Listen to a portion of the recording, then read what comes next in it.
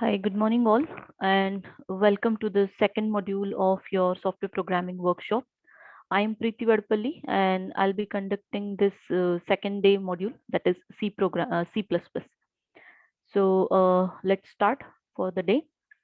I hope all participants have joined. Let me check.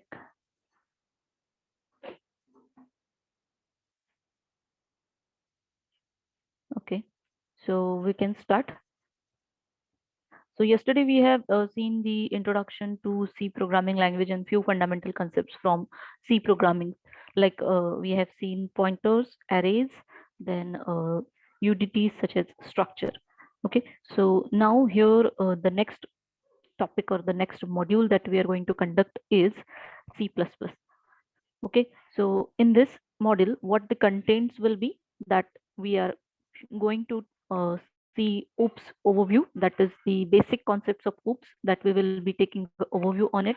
Then we will be dealing with inheritance and polymorphism in detail with implementation. And there is an introduction to RTTI, that is runtime type information. Okay, so we will begin with our OOPS concepts first. So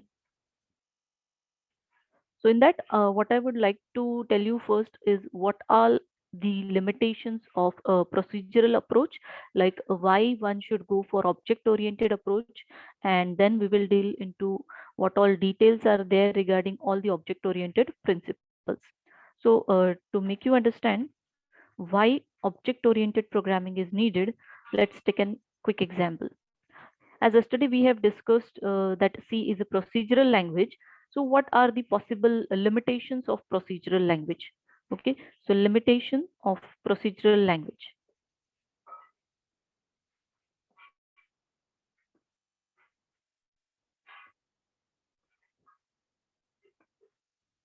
So limitations of procedural language, number one is data security, or data security is not there, or we can say it is not designed in such a way that your data will remain secure.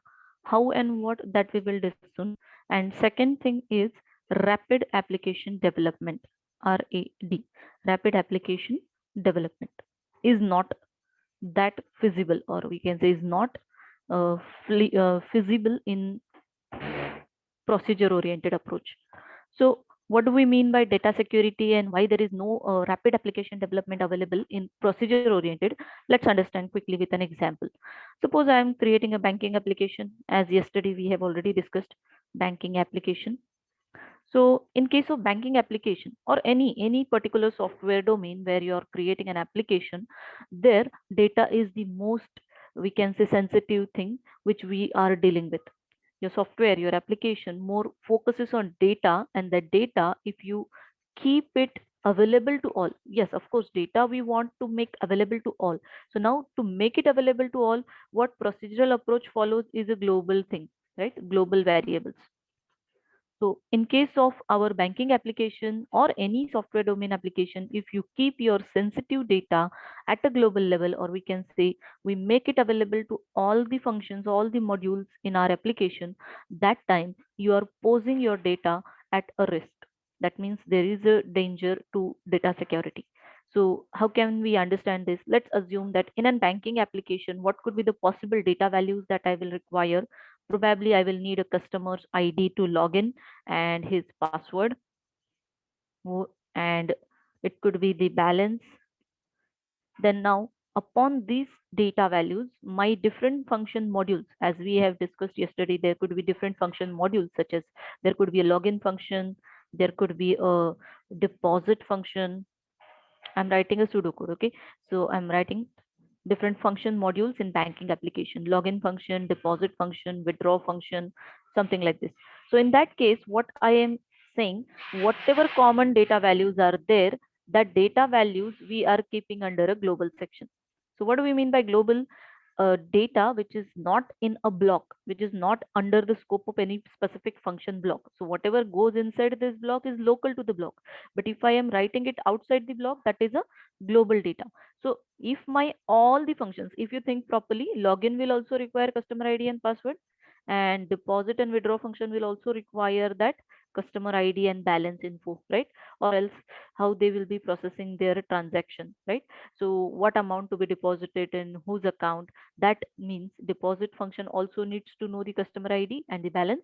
Withdraw function also needs to know the balance and customer ID so that it can perform particular transaction on the particular customer's bank account. And similarly, the login functionality requires customer ID and password. So you can observe all the functionalities require some common data. So usually your procedural approach will keep it at a global level. So now keeping this data at a global level makes it available to all the functions. That is true. But at the same time, it is exposing your data to the attacks, or we can say it is vulnerable. Why I'm saying so? Suppose somebody introduce a virus, or we can say somebody has an attack on your application. He may introduce such a malicious code in your application. Say for example, he introduced one function in your application.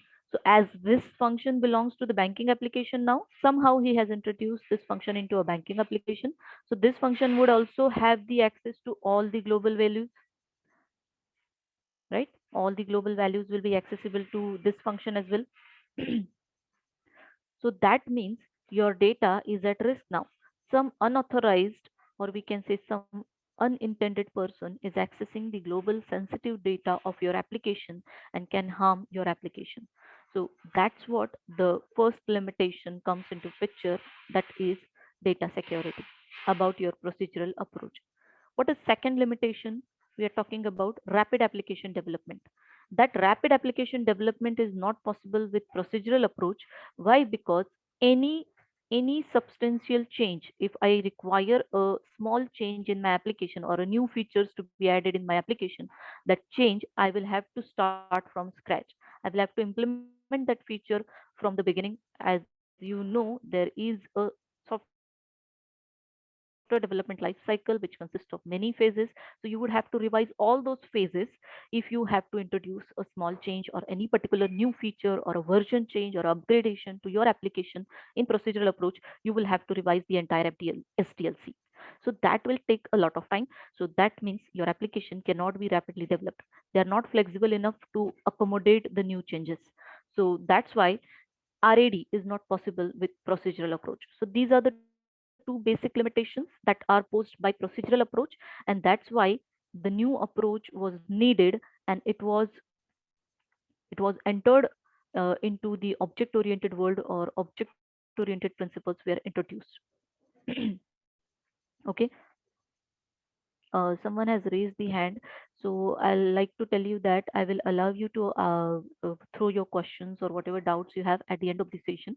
So please cooperate, and we will be taking questions at the last. Okay. So this is about limitations of procedural approach. Now let's move toward what next, like object oriented approach. So the principles of object oriented was introduced by the person Grady Booch. He has introduced these object oriented principles with the effort, with a deliberated work of 30 years of experience, and he has designed these principles in such a manner that you will be having a strong principles for creating software applications which will have data security and will also allow you to create a software easily and rapidly. So rapid application development is possible, and the data security risk is removed in your object oriented principles. So what all things are there in object oriented concepts that we will be looking into? Like all these things are there: abstraction, encapsulation, inheritance, polymorphism. But before that, we will have to understand what is an object and how we will be approaching on it. Okay, so these all are the contents that I will be discussing soon. Before that, I just want to show you that how structural system analysis and design works. So in that case, you can see in case of structural analysis, what happens is the client requirements come first, then we trace it into a functional requirement, we map the functions and data, we create a data dictionaries, execution of system hierarchy, entity relationship diagrams, that is design phase, after that coding phase, then testing, then acceptance from user, and once it is accepted, then it is fine. If there are some changes required, the cycle begins again. So this is how your structural approach is, which will not allow you to easily accommodate the changes. So that's why we need a better approach than this. that structural approach has few limitations. I have mentioned over here. You can just read it out. It more focuses on procedures rather than data.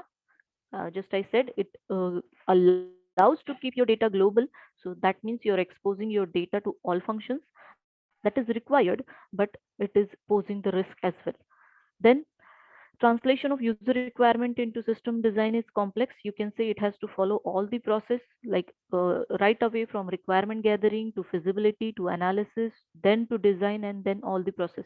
So it takes time, and also this translation of requirement into system design is little bit complex. So here we will be requiring all process to be followed. So next limitation is it is not able to secure the code since it is having a global data, as we have already discussed.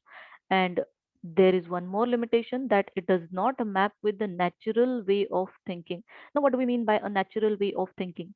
If you are a programmer, if you are a software developer, you are supposed to think in a real-time applications requirement. So if my real-time application requires that all the functionalities to work on one particular entity, then I will have to bind the data and the functionality of that entity into one unit. And that kind of mapping is not there in procedural approach, but that is possible with your object oriented approach. Natural way of thinking, in the sense, whenever you are designing certain application or you're solving certain problem, the way you apply the solution, that is the natural way of thinking. So if you think of data first, then it is object oriented approach. If you think of procedures first, then it is procedural approach. So naturally, whenever you are solving certain problem, you need to think of what data to be operated upon, and then you have to write down the functionalities. So let us first discuss what all things are there in object oriented approach. So before that, I would like to discuss what is an object. So let's consider here, I'm describing the term object. So what is an object? It is a real-time entity, any real-time entity. It could be a physical, logical, it could be a tangible, intangible kind of thing. Anything present in this world is an object. Any real-time entity is an object. If I give you an example, it could be anything present in front of me in this room or in any environment or any particular domain. Let's say, for example, I can see a computer, that is again an object. I can see students, those are objects. Faculties, those are objects. Colleges are objects. Everything. You can see whatever entities you are finding in the real world, all are termed as object. But more precisely, what an object is, or if I define object properly, it is a real-time entity. I'll define it over here itself. It is a real-time entity which has definite structure and behavior. Okay, it has definite structure and behavior. Now, how I can say that objects have structure and behavior? Let's see. For example, if I show you some picture, let me see. Do I have any picture? This one. I had one image already. Don't focus on the other contents which I have noted. So I want to show you this image. If I ask you what it is, probably 100% all of you will reply me that this is a car. So how you all can tell me that this is a car? Because you all are aware about the basic structure of a car, that you all know, right? The car has wheels, the car has doors, it has steering, it has many parts which forms a particular shape or particular structure which represents the car as an entity or object. So that's what the object has, a structure. Any object has a basic structure. Let's say the object has tires. Here in this example case, car is an object which has tires, which has wheels, which has we can say uh, steering wheel. Many other parts are there which composed or comprised of this comprises this object. That's why object is having a definite structure. So what do we mean by a structure of a car, or sorry, a structure of object? Structure of object is described by its attribute. Okay, so any object has number of attributes, or we can say properties or characteristics, which describes its structure. So if I consider car as an object, you can see I have noted a few of the characteristics, or we can say attributes over there, something like this. We have doors, wheels, gearbox, ABS, that is accelerator, brake and clutch, wipers, engine, mirrors, many more. These all are nothing but the attributes. Attributes are nothing but the properties of the object, which describes the structure of the object. So every object has some definite structure, and that structure is described by its attributes. Now, what do we mean by attributes? You got that it is nothing but the characteristics or properties. Okay, characteristics or properties, which describes the structure of the object, as well as the object structures or properties are categorized into two. They are either having static nature or dynamic nature. What do I mean by static nature and dynamic nature? So I can have a static attributes and I can have a dynamic attributes. What do we mean by static? Those whose value remains same for that attribute throughout the life of an object. Suppose I take an example of this car itself. If I consider this car as an object, what attributes of this car object will not change throughout the life of this object? So let's say, for example, model, car color, then we can say many other things which will remain fixed, which will not change during the life of this car object. That all attributes are static attributes, like number of doors, number of wheels, number of, we can say, internal parts.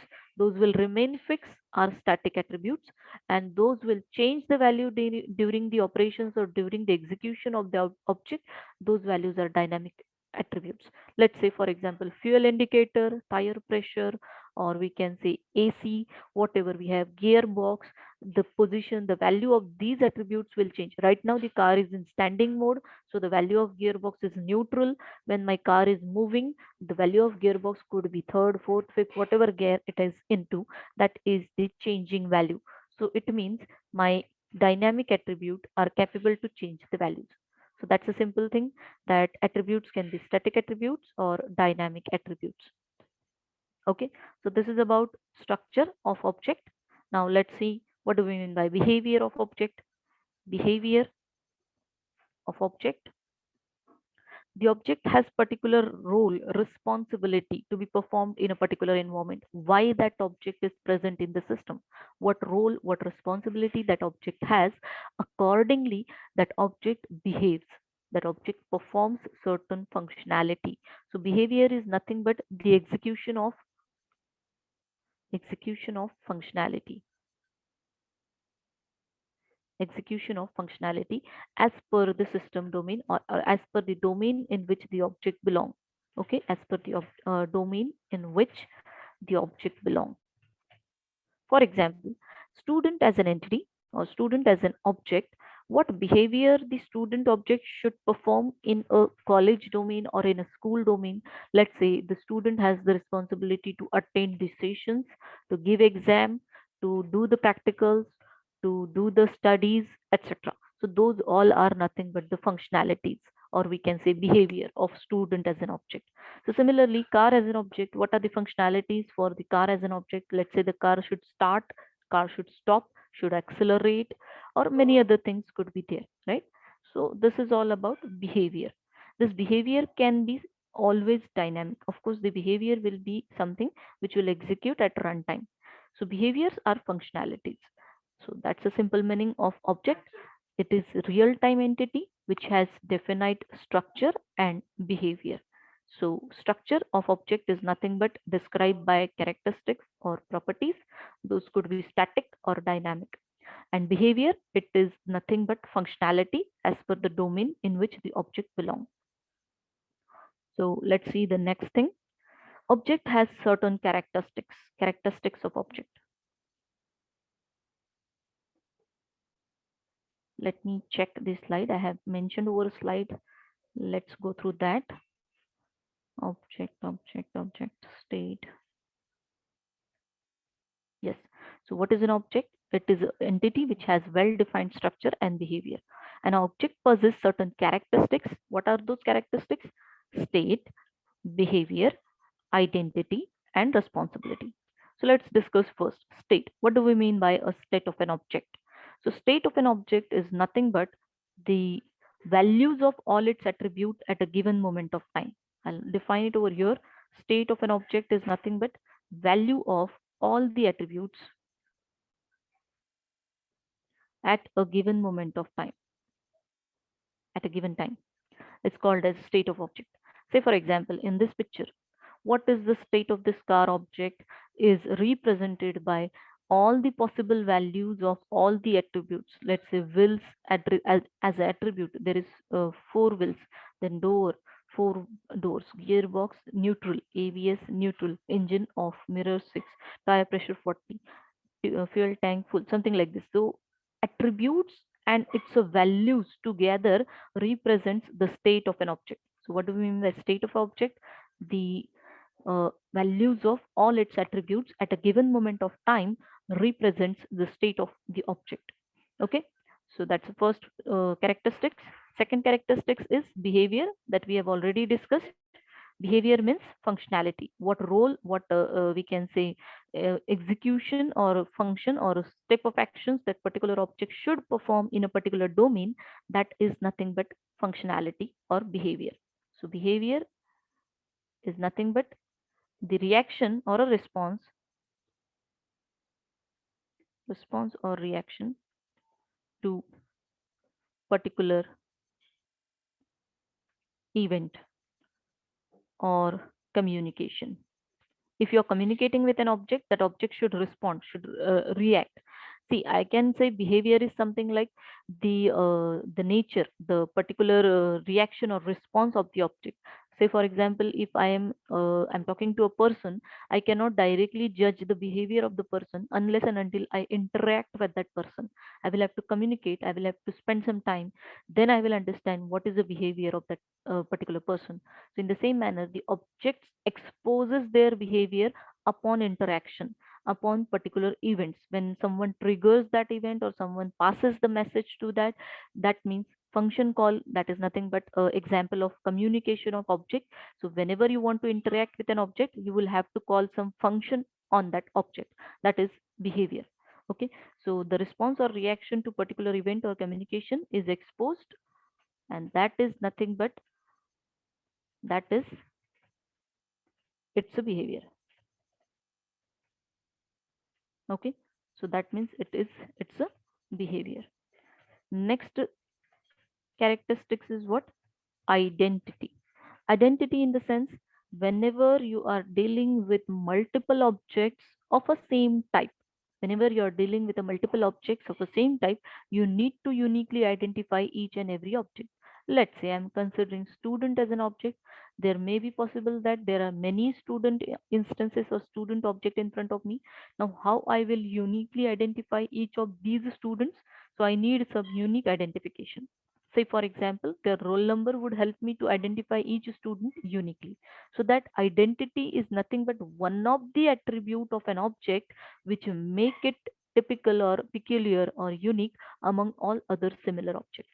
So that's why identity is nothing but a key attribute which represents uniqueness of the object. Okay, so identity is, every object has identity. It is nothing but a key attribute which represents the uniqueness, uniqueness, sorry, uniqueness of the object. So every object must have some key attribute which will represent its uniqueness among other similar objects. Let's say take an example of car object itself. Suppose in front of me there are hundreds of cars, and how will I identify each unique similar car? If I have 100 cars of Maruti brand of same color, same specifications, then to identify those 100 objects uniquely, there would be some unique feature or unique attribute available, something like, let's say, a number plate or a chassis number of an engine that will be able to identify the object uniquely. So that is the third characteristics, identity. Next is responsibility. Responsibility is nothing but the role, or we can say the task designated to that particular object. Responsibility of an object is nothing but role it serves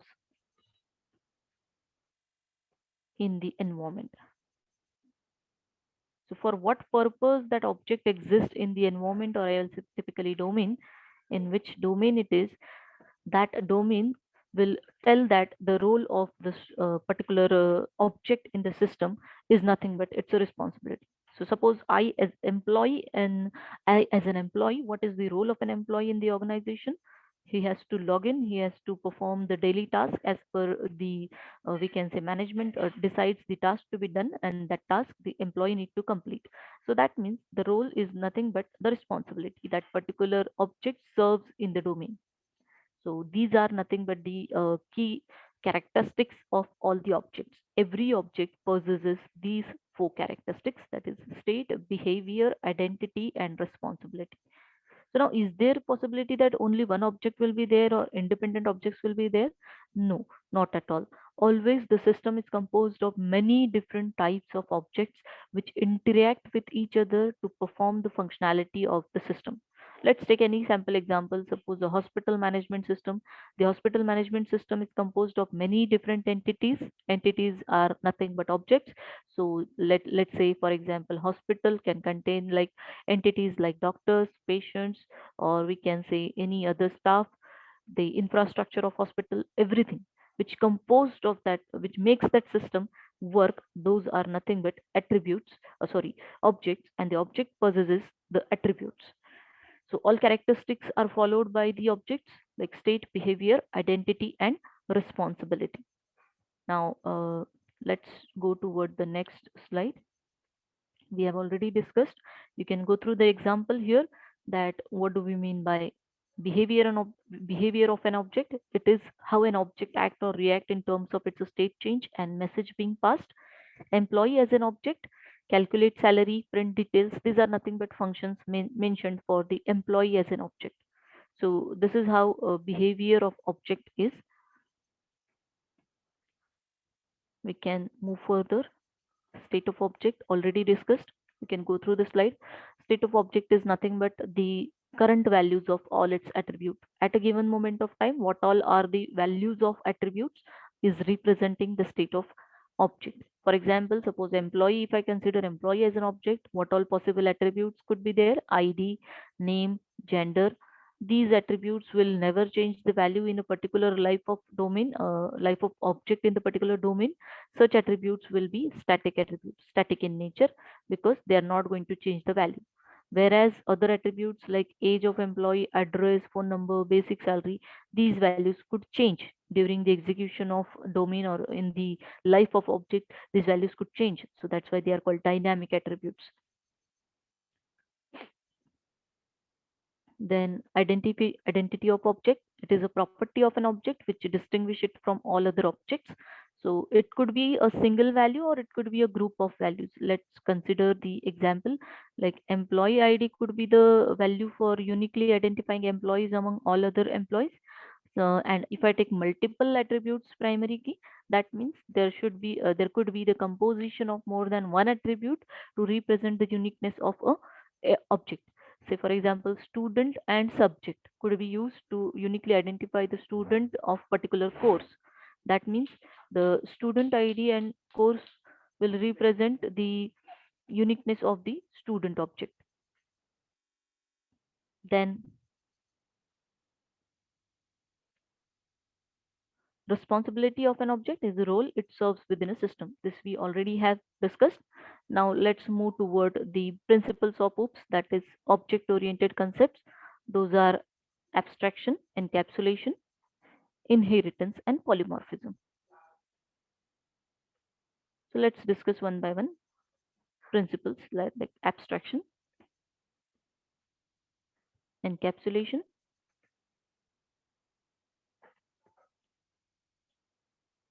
inheritance, and polymorphism. So abstraction, what is the first step, or we can say the first design step? It is a design process. So let's consider whenever you are designing certain application, what all the possible steps or what all things we have to do. We have to gather requirement, we have to analyze those requirement, and at that time, whenever you are doing analysis, this abstraction come into picture. What do we mean by abstraction? It is an analysis and design level process, conceptual process, wherein you have to identify the key attributes. Means if I am considering a particular system, I will have to first of all consider what all possible entities are there, and then I will have to consider what all attributes of that entity should be taken in the domain to work upon. If I consider university as an example, university domain, what all entities could be there? Working entities like student could be there, the faculties could be there, then we can say colleges could be there, then courses could be there, different courses, then we can say uh, many different sport departments could be there. So these all are the possible entities in the environment which will make that system work. Suppose if I consider to abstract all these entities, abstraction is nothing but a design level process in which we have to identify the key aspects of the object and ignoring the rest. So it is a selective ignorance. It is also called as selective ignorance.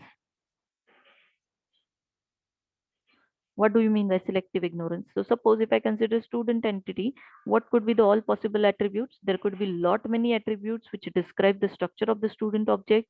Let's say every student has roll number, then we can say name, address, then we can say date of birth, blood group, could be the we can say mobile number, sorry, and many more things. So if I consider which attributes are required for the student entity in the university domain, only those attributes I would probably consider. So say for example, roll number, name, address are required. Then blood group is not required. Suppose height and weight is also there. So these are all the possible attributes that a particular student can have, but I will not require these attributes. Let's say blood group and height and weight is not considered for the academics domain. So in that case, I will ignore these attributes. These attributes will be ignored and only key aspects will be considered. So that is what abstraction called. Okay, so abstraction is identifying the key aspects of object and ignoring the rest. It is done at a two level, that is data abstraction and method abstraction. Data abstraction,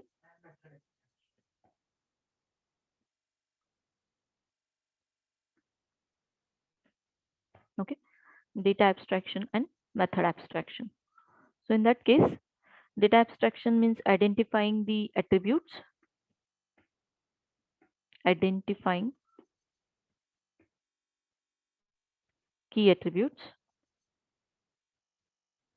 and key in the sense important attribute. Don't consider it as a primary key. It is nothing but identifying the required attributes and ignoring the rest. And method abstraction is nothing but required behavior, identifying the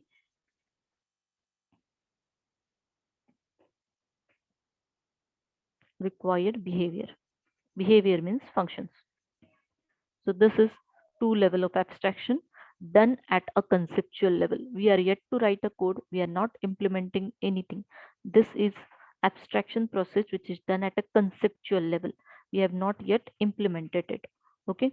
So this is your first concept, that is abstraction. Excuse me. Hold on for a minute.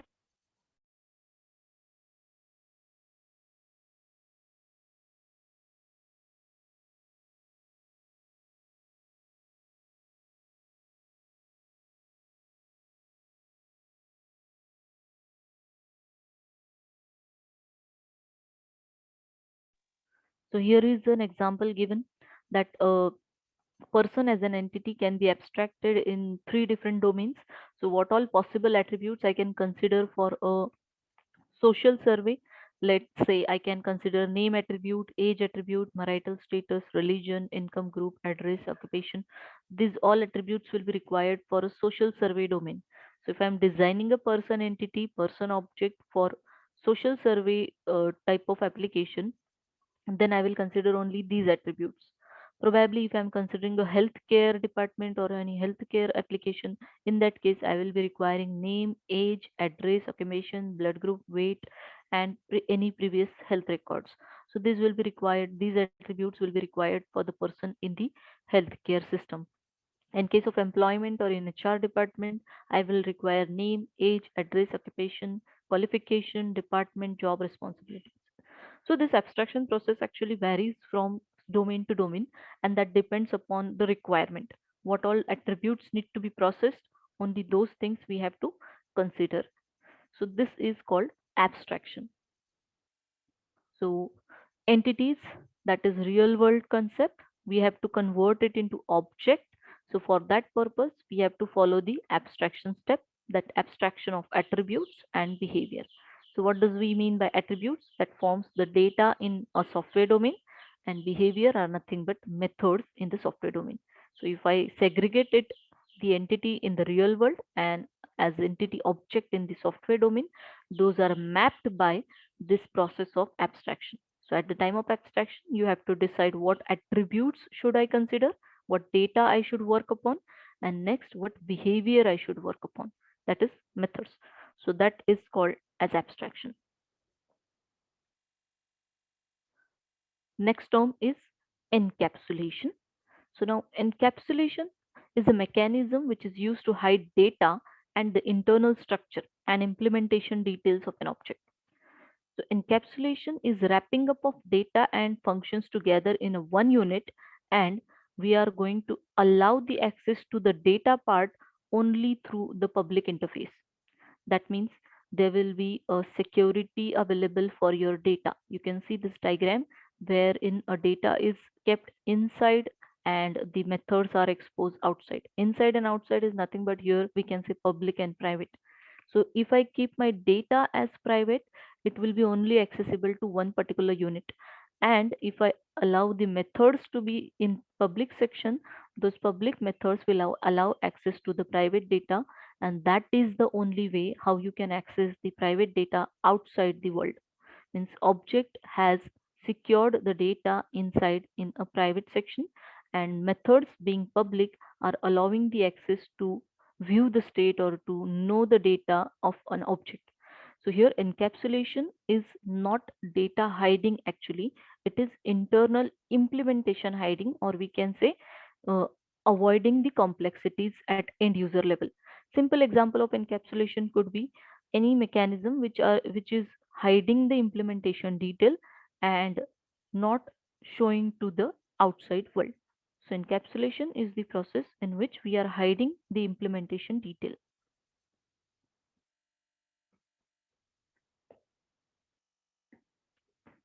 So here what is allowed to access? Only methods are allowed to access. Methods are public and data we keep it in a private section. So that's how we achieve encapsulation. If somebody asks you technical words how it is implemented, a simple meaning of that is we have to tell them the access specifiers, so what to keep where. So methods in public and data in private. So that means we are, whenever we are wrapping up of data and methods together in a one unit, that will become a class actually, that we will discuss later. So in that case, what will happen? We will keep methods in the public section and data in the private section. So that process of binding data and to methods together is called as encapsulation. And in that case, what we will do is we will be hiding the implementation details.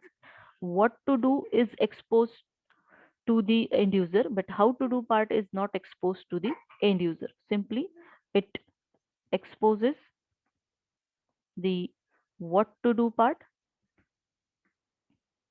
but hides the how to do part. Okay. So implementations are hidden, only what to do part is exposed to the end user. That means methods are available, method names are known to the end user, but the implementation, that is definition, is not exposed to the end user. So that is what a simple meaning of encapsulation is. We will see with an example implementation that will make it more clear.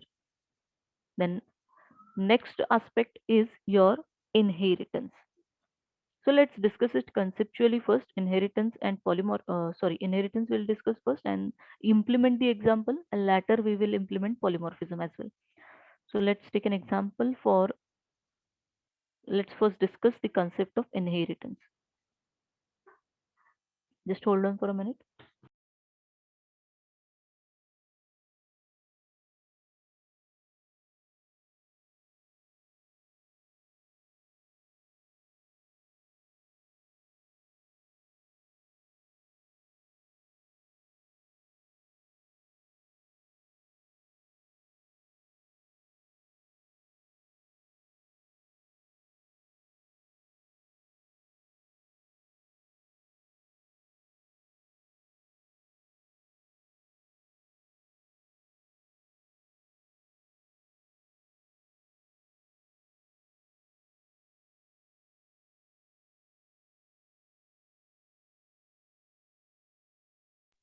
Okay, so the concept of inheritance we are going to discuss here.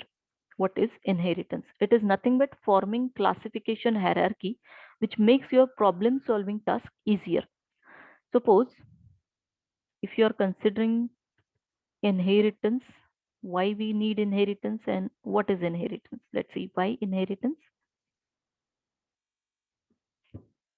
and how to implement what is inheritance. So it is nothing but forming classification hierarchy.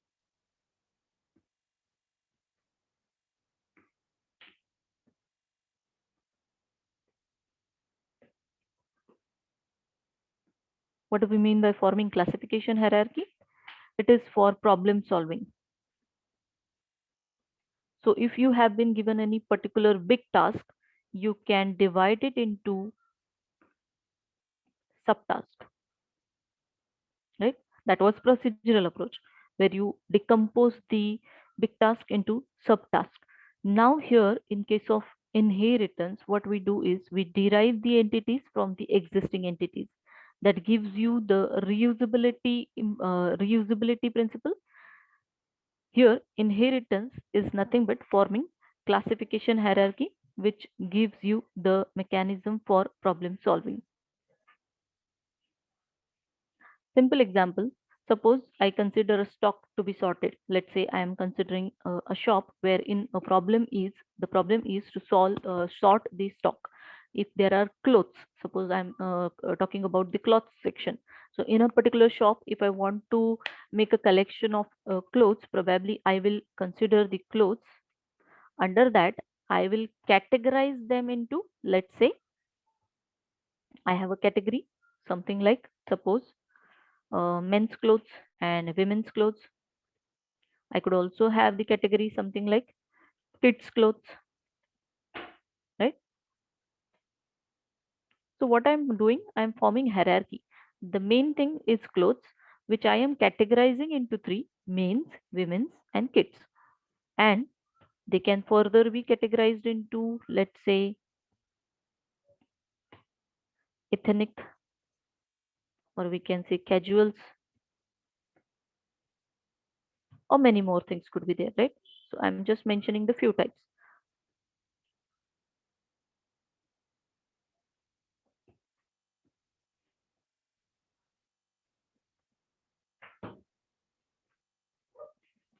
So this is what a hierarchy is. If I do not represent this is in an hierarchical form, then sorting of clothes would become very much difficult. If you imagine a clothes shop without segregation or without separation of types, then it will be very much difficult to serve a particular request.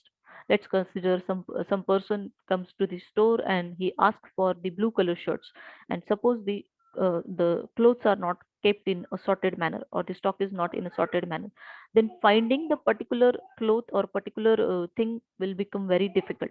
So that's an important of classification. Whenever you keep things in a classified manner, then forming types is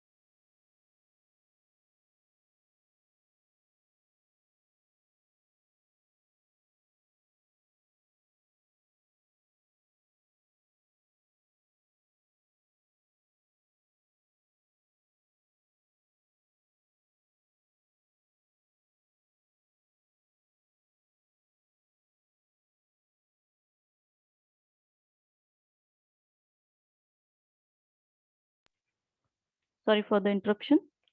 So we were discussing the inheritance, that is the process of forming classification hierarchy for problem solving. So that's what the importance of inheritance is. Whenever you're designing or creating an application, if you form the types in the hierarchical manner, sorting and many other operations will become easier. So that's the importance. And the inherent benefit that the inheritance gives you is the reusability. Now, how this is achieved, that we will see soon through the implementation example. Okay. So here what I can say, there are two main terms related to inheritance, that is generalization and specialization. Generalization and specialization. Okay. So what is generalization? Let's see it through the generalization is nothing but factoring out the common elements within a set of categories into more general categories, that is called as a superclass.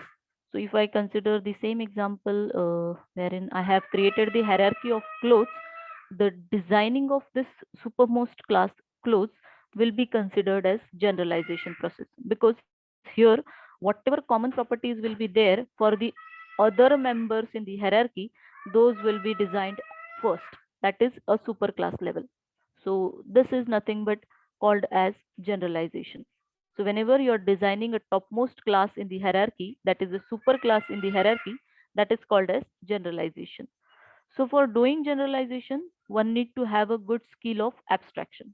That means we have to carefully understand what are all the possible common attributes for the particular superclass. So that is a skill of abstraction is required while performing generalization. Then let's talk about specialization. It allows to capture the specific features of set of objects, requires a depth of knowledge of domain. Say whenever I am designing the lower classes in the hierarchy, say these are the subcategories. So to design these subcategories, you need to know the domain specifically. So you need to be domain expert. Let's say to design this men's clothes class, you need to know what all specific features are there for the men's clothes or for the women's clothes, something like this. So you need to know the domain very well. So that is the specialization process, which allows to capture the specific set of behaviors for the particular class. So that is specialization. So that is designing a specific class in the hierarchy, or specifically subclass. So generalization is all related to superclasses and specialization is all related to the subclasses. So for our understanding purpose, let's take a demo for this. We will implement the concept of inheritance using the example of, let's say, employee hierarchy. I am considering employee as a base class. So out of that, then I will be considering subtypes as, let's say, manager. And for this, another type of employee I'm considering it's salesperson. Okay, employee as a base class and manager and salesperson as its a subclasses. This hierarchy we are going to design. So basically, we need to understand that inheritance is nothing but is a kind of hierarchy, is a kind of relationship. So we can say manager is a employee, salesperson is a employee. So whenever you're talking about inheritance, it represents the is a kind of relationship. Okay, it represents is a kind of relationship.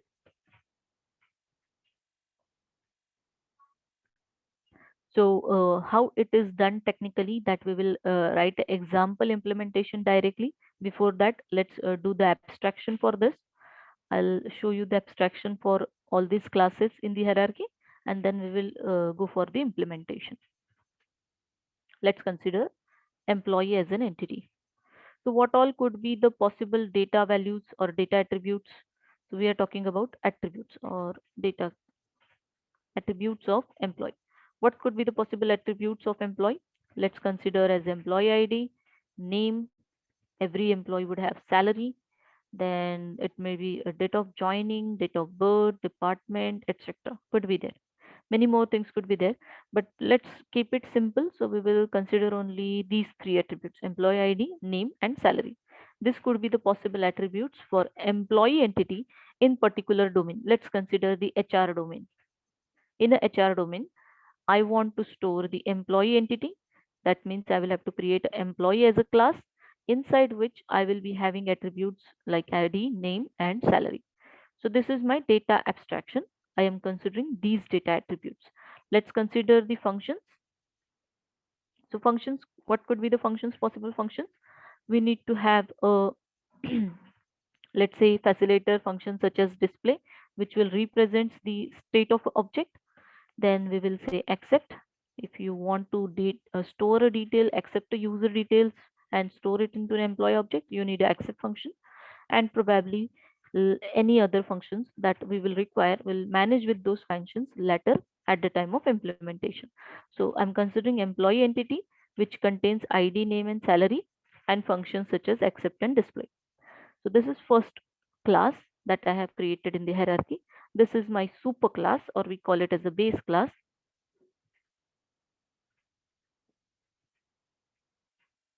Okay, and then we are designing it.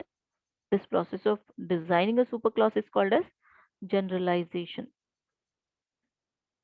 And whenever I'm designing lower level classes in the hierarchy or subclasses in the hierarchy, that are your child classes, or we can say subclasses, derived classes. So let's consider one example such as manager class. So manager is an employee. So what I can say, manager inherits the property from employee. So what do we mean by this? Whenever we are showing the relationship, that relationship is named as is a relationship, and this relationship represents the binding of two entities with the inheritance relationship.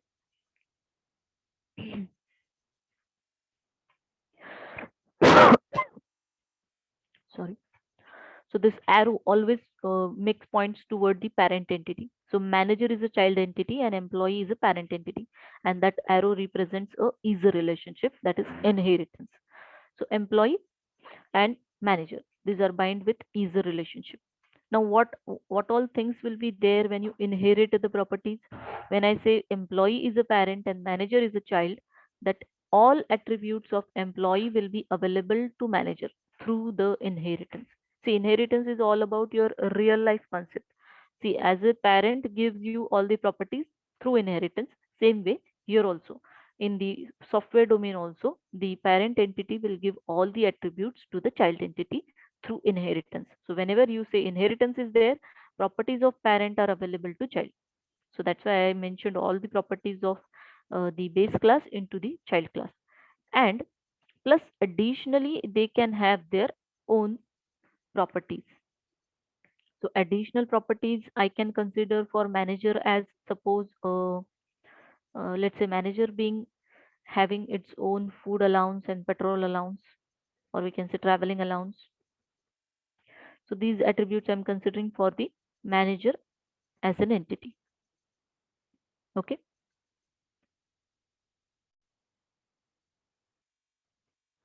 Then let's consider the another child class, that is a salesperson.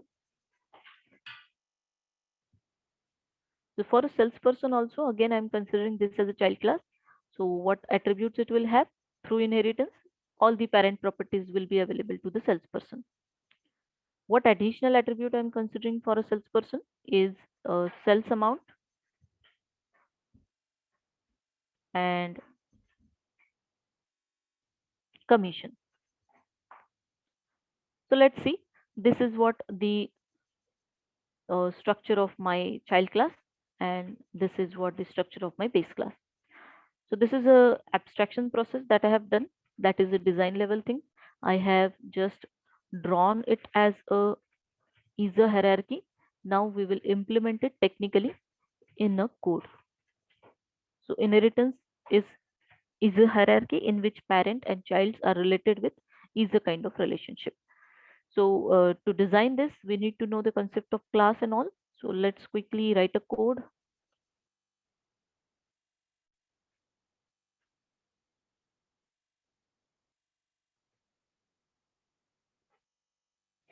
While designing a code itself, I will explain you what is class and how to write a class.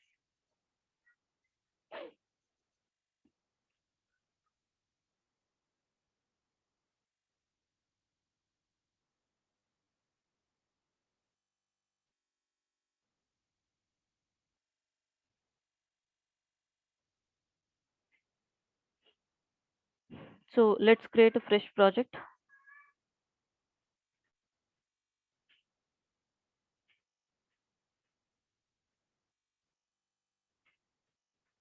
Let's give this project name as employee, or we can say inheritance demo.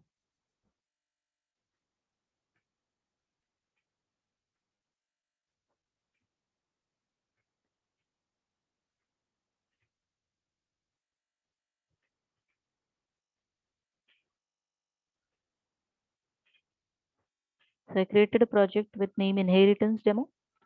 Let's write a code to understand the syntax of inheritance and how technically it is implemented.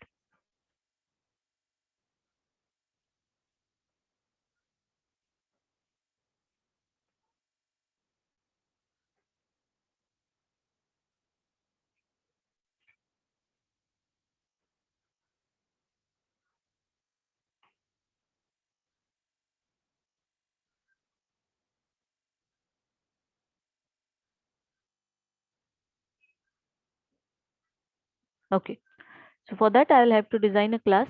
First of all, I'll be creating a header file. Add new item. That would be a header file. Let's name it as employee.h. Inside this, I will be designing a employee class.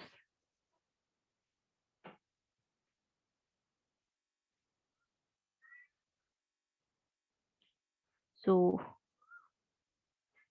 in this, first of all, I will include the necessary libraries. IOStream is required. Then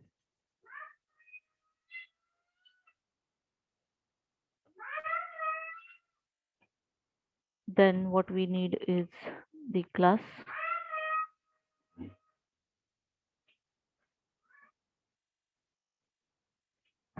So what all things goes into class? It's same like your structure concept in C language, wherein you have to declare a structure with a struct keyword. Here we have to create a class with a keyword class. Class, class name. Then in curly brackets, we write the member declaration. There are two types of members in the class: data members and member functions. So we always keep data members in private sections. So there is a keyword, or we can say access specifier, called private, which will not allow the data to be accessible outside the class. So what all things are there within a class, only those things will access to this private data. So let's declare integer emp id. Then for storing the name, I am using a character array. For storing the name of employee, let's take a 20 byte array. And then I have a float marks. Oh, sorry. It's employee. So I'm taking salary. So this is all private data members of an employee object. Then here in the public section, what all things are there? We will need constructor, and we'll be writing facilitator and such as access and accept and display.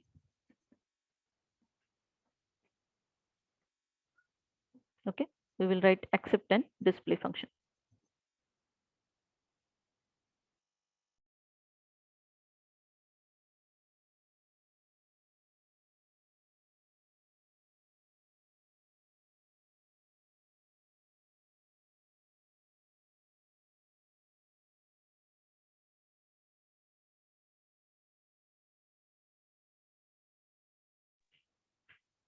So whenever you write a class, there are two things that we will mention, that access specifiers and member declarations. These are the members, data members, and in the public section, we will be declaring the methods, what all types of methods are there. So let's see. First of all, I will be writing a constructor. So what is constructor? It is a special member function of a class, which is used for initializing the state of the object. What all data attributes we have, to give them the initial value, we need a constructor. So let's design a constructor for employee class. So I can have a constructor. I can design a constructor with no parameters and with parameters. So first constructor I'm declaring without parameters. Second one, I am creating a parameterized one. Let's say integer, then character pointer, then float for salary. So these are the three types of parameters that I can have. Then next is display.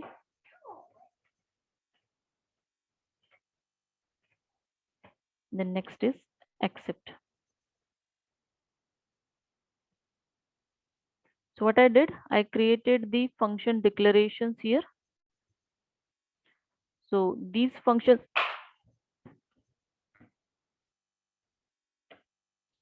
declarations are there. I will implement these functions in the source file.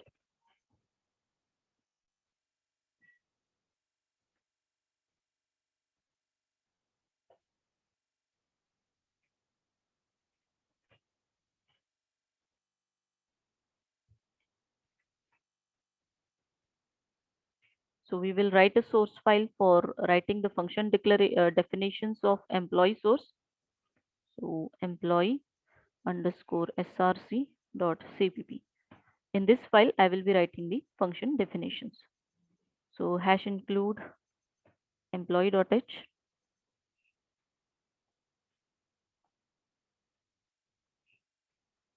Inside this, we will be defining the functions. First is constructor. So defining functions outside the class body is possible. We have to write class name, scope resolution, method name, and the definition. As the constructor do not have return type, we are not mentioning the return type. Herein, what will be the implementation of employee constructor? We need to initialize the state of the object. So what all properties are there that should be initialized. So I will set some default values for it. emp id is equal to 101. Then name, it's a string. So I will use the string copy function here. Let's name some random name abc. So I'm using here string copy function strcpy.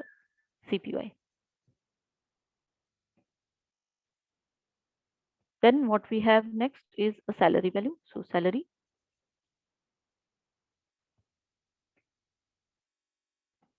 is equal to, let's say we will initialize some basic salary. Let's say for now we are getting initial salary 0. So this is the default object. Whenever an employee object is created, that time the default values are initialized this way. Okay. The next will be a parameterized constructor. So for parameterized constructor, I will design here employee, scope resolution, employee,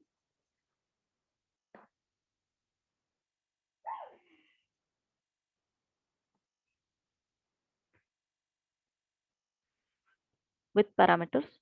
What are the parameters? 3 parameters we have. Let's take them, copy and paste here in the definition part. As we all know, function definition.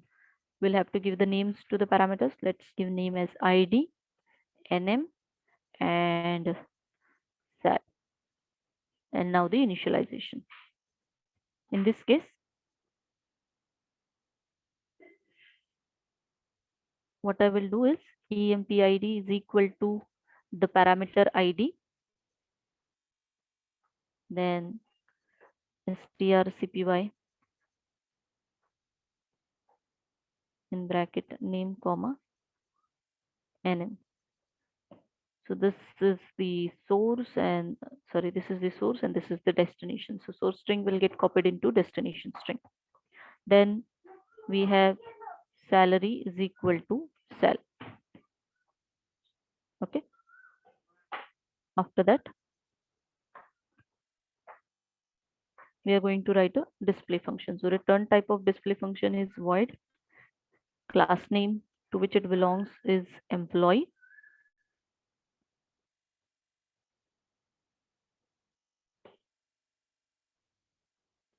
Scope resolution, method name, display. Control space is not working.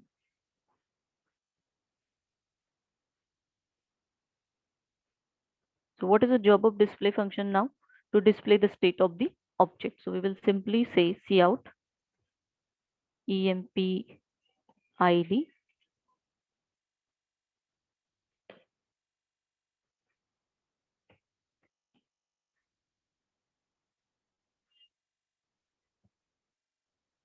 cout name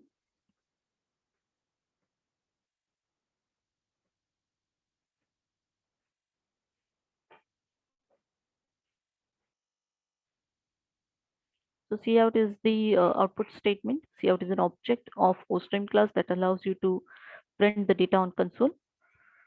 And here we are printing data using cout. Cout salary value using this data member. So these are the display of your state of object. Why cout is giving error? Cout. I have included IO stream. Let me see. Okay, I think I have missed something. Okay, I have forgotten to include the namespace. We have to write using namespace. std. So using namespace std, it is opening a standard namespace under which these libraries resides. Oh, sorry, IO stream library resides in your std namespace. So you have to write namespace std. So after opening that, the error of cout will be gone. Here now you can see cout is not raising a problem. Okay, so I was like I forgot it that statement of namespace. So ID, name, and salary we are displaying over here.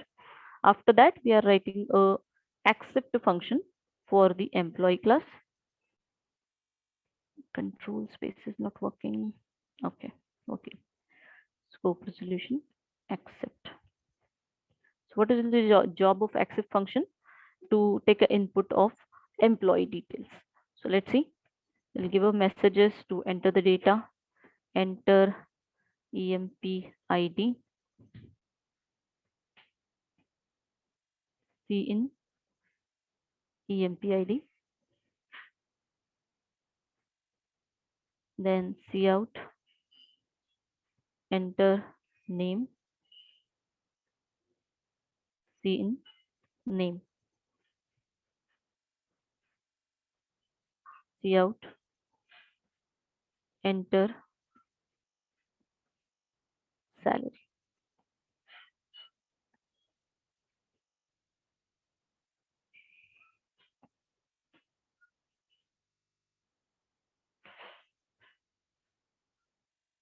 So this is accept function. So we have designed all the functionalities for employee object, or we can say employee class. And now let's reuse it in a child classes. So my employee implementation is complete, that I have created a class employee with the attributes ID, name, and salary, and the methods. Of course, constructors will be required to initialize the state of object. See, I'm not discussing all the details about writing classes and all, as the main focus here is to understand inheritance. Okay.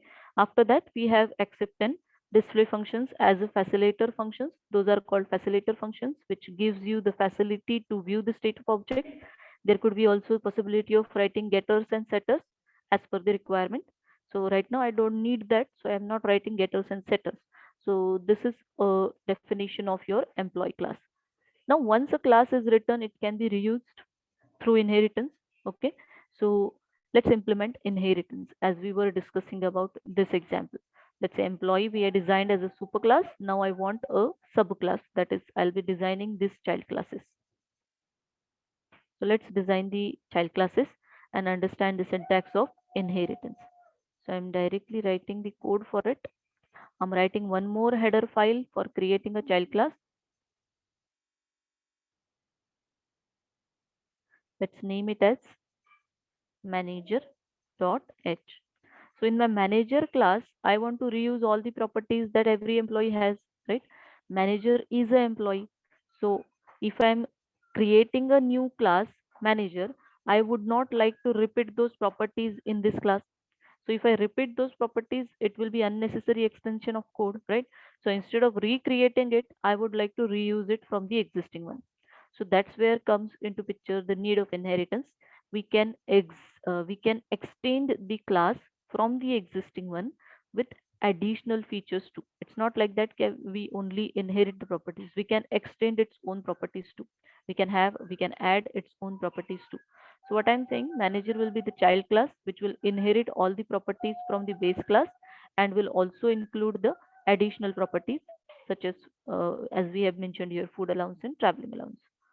So let's write an implementation for the class manager.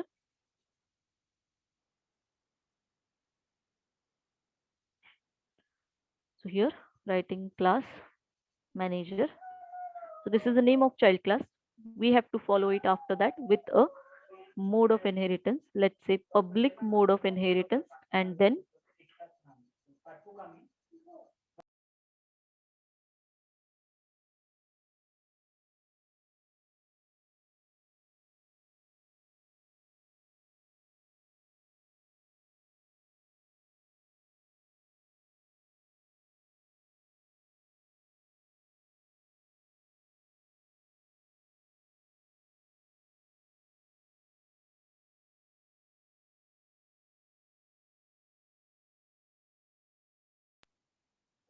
so now we are inheriting it from the employee class.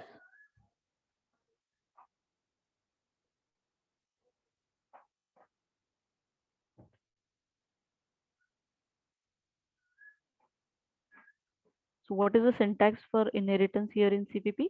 We have to write a colon followed by the access specifier and after that the parent class name. So who is the child class? Manager is the child class and we are inheriting whose property into it? We are inheriting employee's property into it. So this is base class name or parent class name and this is your child class name. So we write a child class name, then colon, followed after that the mode of inheritance. The true form of inheritance is always through public mode of inheritance. And the second next thing is base class name. So why it is showing base class name error? Because that class is there in the employee.h file. So we have to include that file here in the manager file. So first of all, we write a hash include employee.h. Okay, so we are writing employee.h. So you can see now the error for the base class name is gone. Now here inside this we have to write only those data members which we want additionally other than the base class properties. So what attributes I will declare in the manager class? As we have discussed in abstraction, that I want food allowance and traveling allowance to be added for the manager entity. So in that case I will be writing float uh, traveling allowance,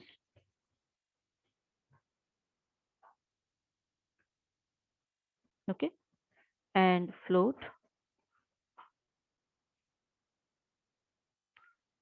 food allowance, okay, traveling allowance and food allowance. Then in public section, as per the rule, first we go with the constructor, we write constructors and then the other additional functions. So let's think of here the constructor for manager class. First is a non-parameterized one, second is a parameterized one. So now as it is a manager's constructor, how many parameters I should give? Whatever attributes you have for a manager entity, that many parameters we have to mention here. So let's see in the diagram how many parameters we have for the manager. We have ID, name, salary, food allowance, and travel allowance. So all properties we will have to mention in the constructor for initializing its state. So ID, name, salary are the base parts and these are the own properties. So we have to mention all the attributes. Let's say integer, ID, then character pointer, then float, then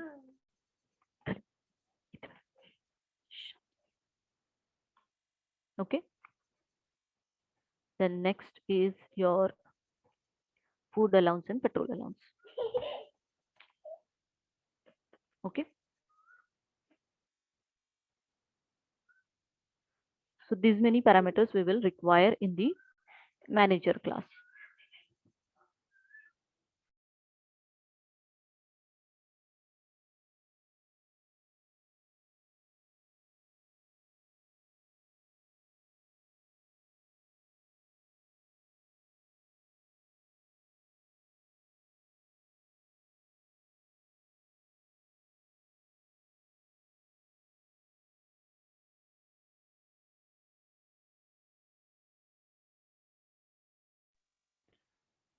Okay, so we are writing a manager's parameterized constructor. Okay, now let's write a accept and display function. Okay, accept and display. We will write a display only in this case. Let's see, we will not be writing accept. We can directly initialize straight through constructor. So I'm avoiding that function. We can write it, but I'm doing it in a simpler way. So let's have a display function. So I've declared 3 functionalities for this manager class, and let's write down the definition for all this in the source file. So we will create one more file. So this is class managers declaration, which is inheriting properties of employee class in public mode. These are the private properties and these are the public properties. So managers constructor, 2 constructors, one is no argument constructor, one is parameterized constructor, and then a display function. Now let's implement it in the source file.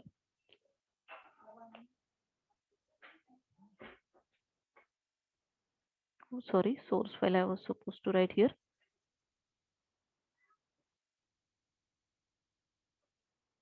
So I'm writing a source file here, manager underscore src dot cpp.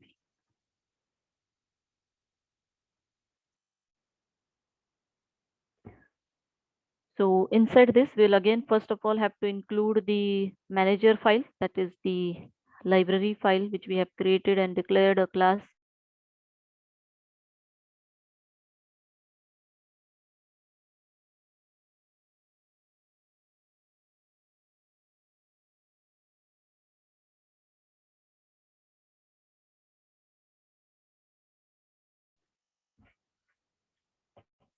First one is no argument constructor.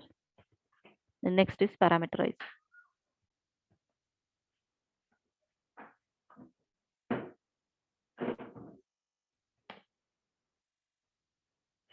We'll copy paste the parameter list from the header file so that we'll not miss the sequence.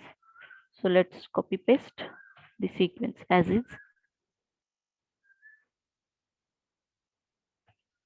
After that, we are writing the implementation block definitions.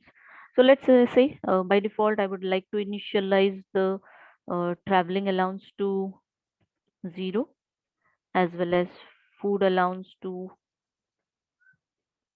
0. Okay. After that, I'm creating a parameterized constructor. Let's name the parameters quickly. Here is ID, then I need a name, then I need a salary, sorry, then it is food allowance, traveling allowance, and it is food allowance. So these many parameters are there and we will set the initializer for it. Now, whenever you have inheritance, the sequence of constructor call will be that we will discuss from the client code. Let me initialize things first. I will just copy paste here.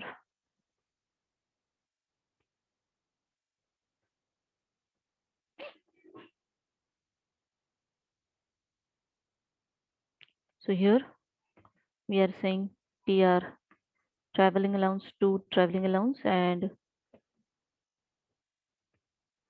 food allowance to food allowance. Okay, save it all. Now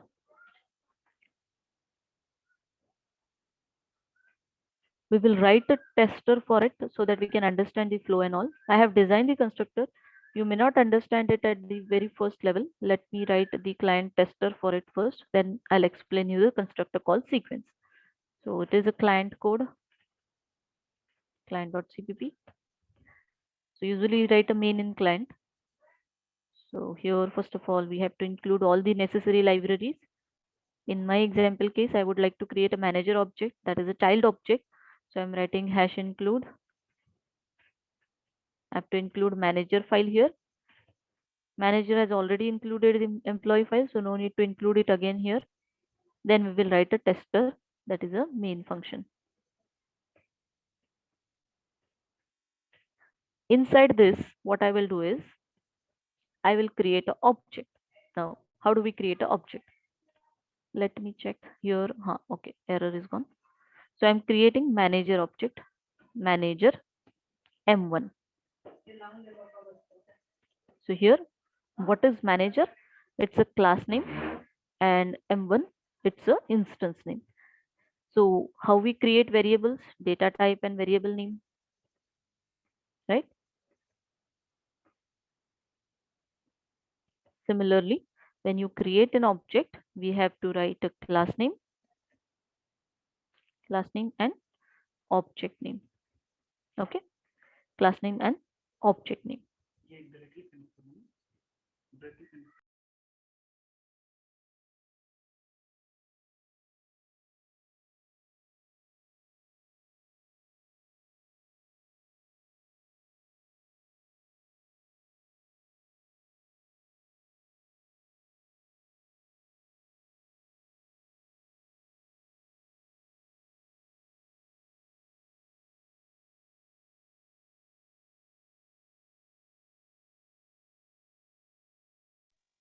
Okay, so creating an object is like we have to write a class name and the object name.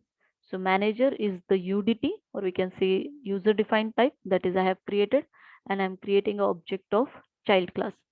So in this example case, when I'm creating an object of manager class, what will happen? So whenever you create an object, first of all, memory gets allocated, and then the respective matching constructor gets called. So when I'm creating M1, that is a manager type object, it will allocate a memory for M1. So how much memory will be allocated? That depends on how many members are there in the class. So if I consider manager class, there are these many members. So the size of manager object will be equal to sum of size of all its data members. So let's calculate the size over here. What will be the size for manager? If I consider, these are the two attributes of its own. So these are its own properties. So float 4 bytes. So here this float will require 4 bytes. This float will require 4 bytes. But are these the only properties inside this class? No, it has also inherited the properties of employee class. So which all properties are there employee? Those are also available to manager. So here employee ID, name and salary. These properties will be available to manager class. So we will compute size for this also 4 byte, right? Here it is 20 bytes. Here it is 4 bytes.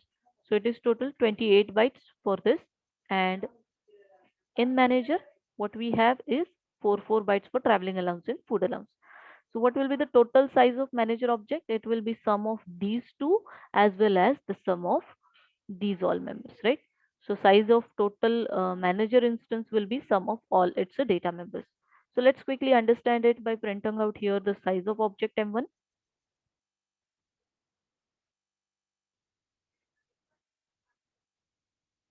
Okay, so we'll write size of in bracket M1.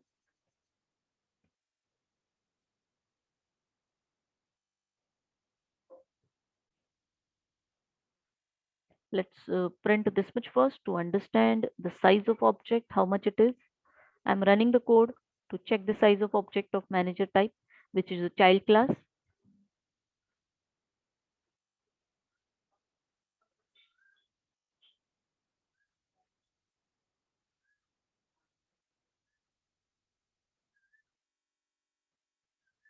Let's run it. Yes, it is compiling. Let me check any errors. String copy. Okay, CRT secure, no warnings we have to set, as it is showing the message for deprecated ones. Let me check. It is working. Yes, it is working. 36 bytes. Okay, so size of M1 object is 36 bytes. How come we calculated the size? This employee ID was integer type 4 byte. Name was a string of 20 bytes, 20 characters. salary 4 byte, this 4 byte, and this is also 4 byte, right? So the sum of these all data members size is the size of the object. So here it is 36 bytes, right? So this is what happens when object is created. Memory gets allocated. I'll draw it specifically here. When I create M1 object, it got a memory of 36 bytes. For which all members it got memory? All the data members which are present in the manager class, for those it has given you the memory space. I'll paste it here, the member names. Okay, these two extra blocks are there. We can read. Okay, so this is your M1 object in memory. It is of 36 bytes. Which memory it is present? It is present in the stack memory, as it's a local object created in the main function scope. Okay, it is created in the main function scope, so it is present in the main functions stack frame. So it is a 36 bytes object. But now let us understand, as I have created the object of child class, right? Which class object I have created? This child class object I have created. So size, we consider it as a sum of size of all members. Now let's consider the initialization part. What happens when a constructor is called? The initialization happens. But which constructor got called first? So to understand that, let's just give messages in the constructor bodies. So I'm printing some message over here in the constructor body to understand the sequence of execution of constructor. So I'm writing message in employee parameterized constructor. Okay. So just for understanding purpose, I'm writing the messages. Otherwise, it's no meaning to write messages in the constructor. So I'm writing messages in all constructors. Let's paste it over here as well, so that we can understand which constructor getting called. This is a no argument constructor. Similarly, we have to write it for the manager class as well. So this is manager's parameterized constructor. And here it is, manager's no argument constructor. Okay.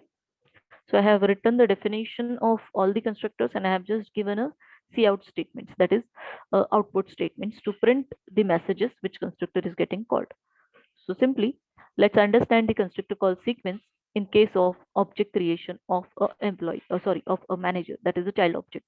So what happens when a child object is created? So I'm writing constructor call sequence when child object is created.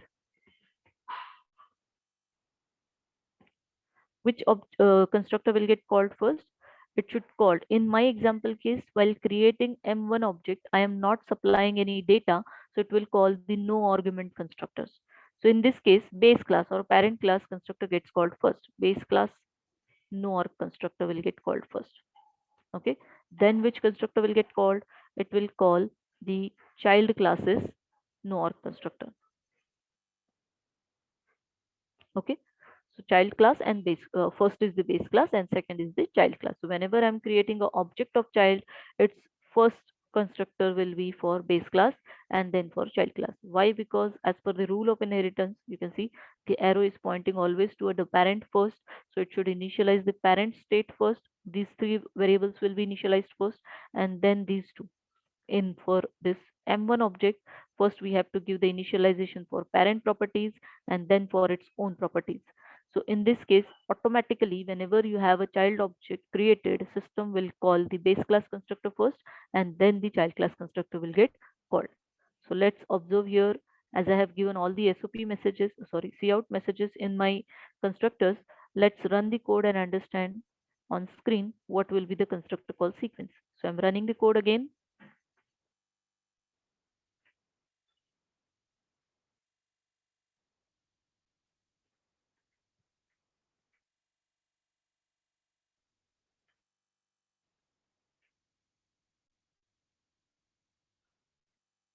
Okay. So you can see first which constructor get called? Employee constructor get called. I will highlight it. First is your employee constructor. Which constructor? No argument constructor, as I have not supplied any parameters. Then manager classes, no argument constructor got called. And the letter statement was just printing the size of object, that was 36. So you understood the constructor call sequence. First is base class and then the child class. whenever you have an inheritance, in that case, when you create an object of child class, it will call the base class constructor first and then the child class. Let's try to do the parameterized invocation. So I will supply some data. Let's say employee ID 102. Second parameter was name. Let's take a name as king. Then salary, let's say 50,000, and food allowance and petrol allowance, something like this. So I have given a required parameters while creating M1 object. So now what will happen whenever you create an object, three steps occurs. First is memory allocation, then next is constructor call, and then memory gets initialized. Okay. So whenever you create an object, first of all, memory gets allocated to that object, then matching constructor will get called, and then the initialization will happen. So in this example case for M1, again 36 byte will be allocated, but this time I'm supplying the data, so it will not call the no argument constructor, it should call the parameterized constructor. We have defined both the constructors in our class. Employee has a no arg constructor as well as parameterized constructor. Manager class also has no arg constructor and parameterized constructor, right? So which constructor call is expected this time? This one, manager's parameterized constructor and employees parameterized constructor. Of course, in sequence, first base class constructor should get called and then the child class constructor should get called. But let's observe.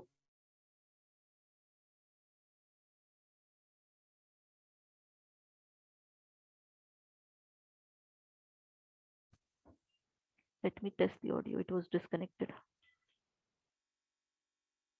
Hmm.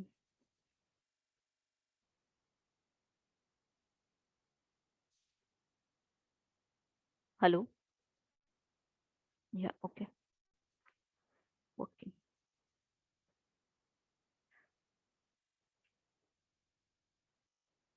Okay, so now you can see in my client code, I have created an object with parameters. So I am expecting first the parameterized constructor here. I'm changing the message. I'm expecting parameterized constructor of base class and then parameterized constructor of child class. But let's observe the sequence, what happens actually.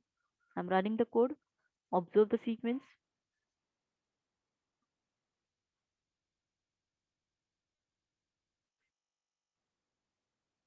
Okay, so which constructor it is calling? You can see it is going to the base classes no org constructor. Okay, it is printing no arg constructor message, but actually it should have gone to which constructor? The base classes parameterized constructor. Instead of that, it is going into no arg constructor. But it is going to managers parameterized. Okay, let me check. Have I given a message in parameter no arg constructor of manager? Let me check. Manager no arg constructor message is given. Managers parameterized message is given. Yes, fine. Messages are correct. Let me check again. I will explain you again what I'm trying to say.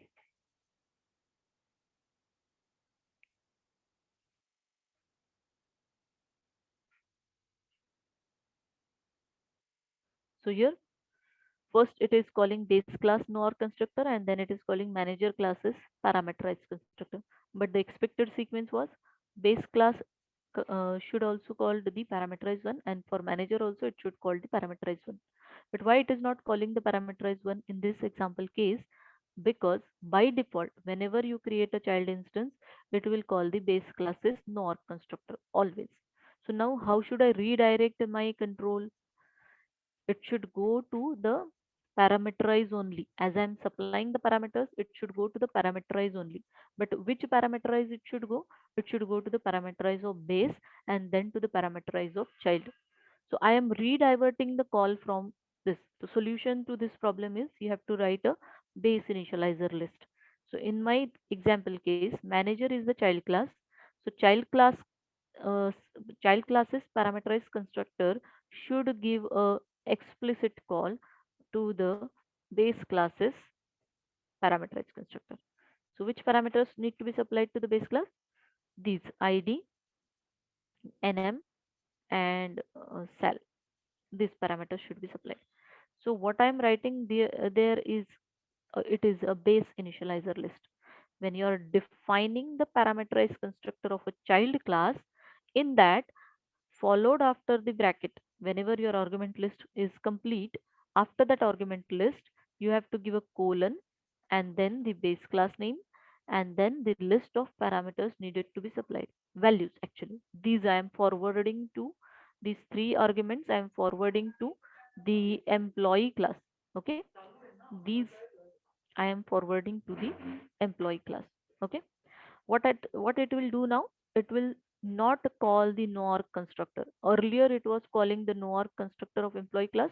Now as I have supplied the base initializer list, it will go and call the parameterize of employee constructor. Okay, so let's observe the sequence again. This is called base initializer list. It is always required in case of inheritance. Whenever you write a parameterized constructor of child, you should supply the base initializer for the base class.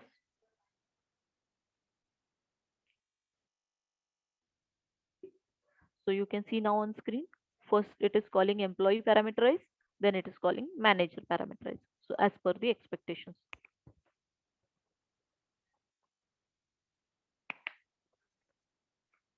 Okay. So this is what the basic about inheritance. The syntax of inheritance is like this. You have to write a child class name, colon, access specifier for we can say mode of inheritance, and this is the base class name. To make you understand more about this mode of inheritance, let me shortly draw a diagram so you can understand the different modes of inheritance available in CPP. So there are three different modes of inheritance available, that is public, private, and protected. We'll go with one specifier at a time. Private, protected, and okay, let me draw this way. We'll take an example. Suppose class ABC, which has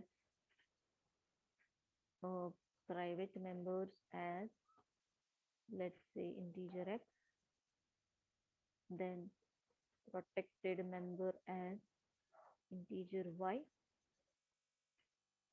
and public.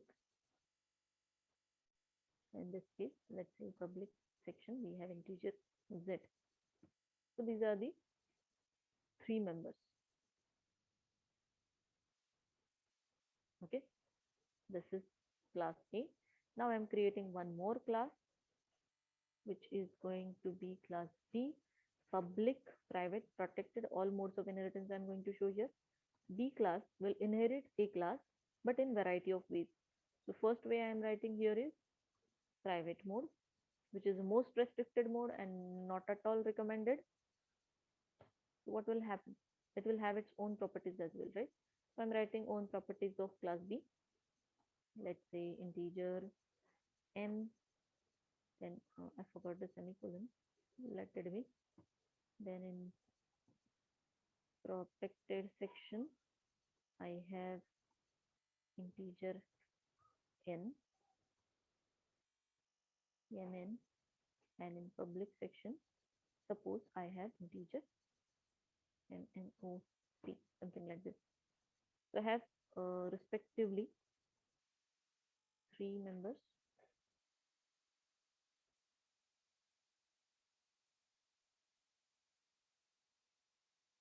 Okay, let it be.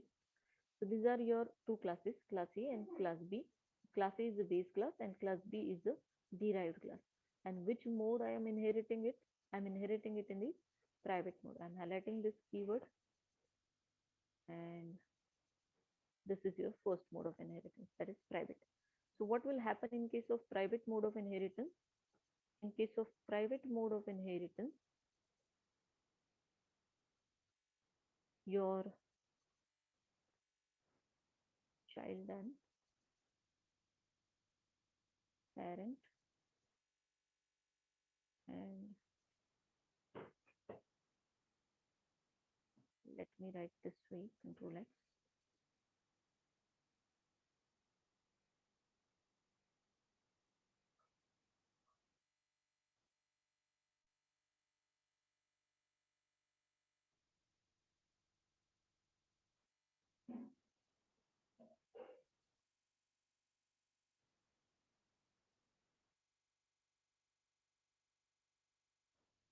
private, protected, and public. So whatever is there in private section of uh, parent class, that will be in the private section again. Protected will remain protected. Sorry, I'm discussing private section. So protected will become protected will come under private section. Okay, and public will also come under private section. So when child is inheriting, I'll write this way: child inheriting in private way to the parent. In that case, everything will come under private section. So in this case, if I say class A has private property X, integer Y as protected and integer Z as a public, in that case, class B will have its own member as well as all the properties of A class, sorry, all the properties of A class are now available under the private section in B class. So this visibility, this access specifier specifies in which mode the properties of parent class are visible in child class. So all properties of parent, that is all private, protected and public, now become private properties of child class. So if I consider this private section here, it will be which members will be visible. It will be having visibility of M as well as x comma y comma z, all three properties of parent. See, x y z are properties of parent. All properties become the private property of child if I use a private mode of inheritance. Okay, after that, let's see second mode. Say I'm writing class B again, class B colon, another mode I'm using as protected, class A.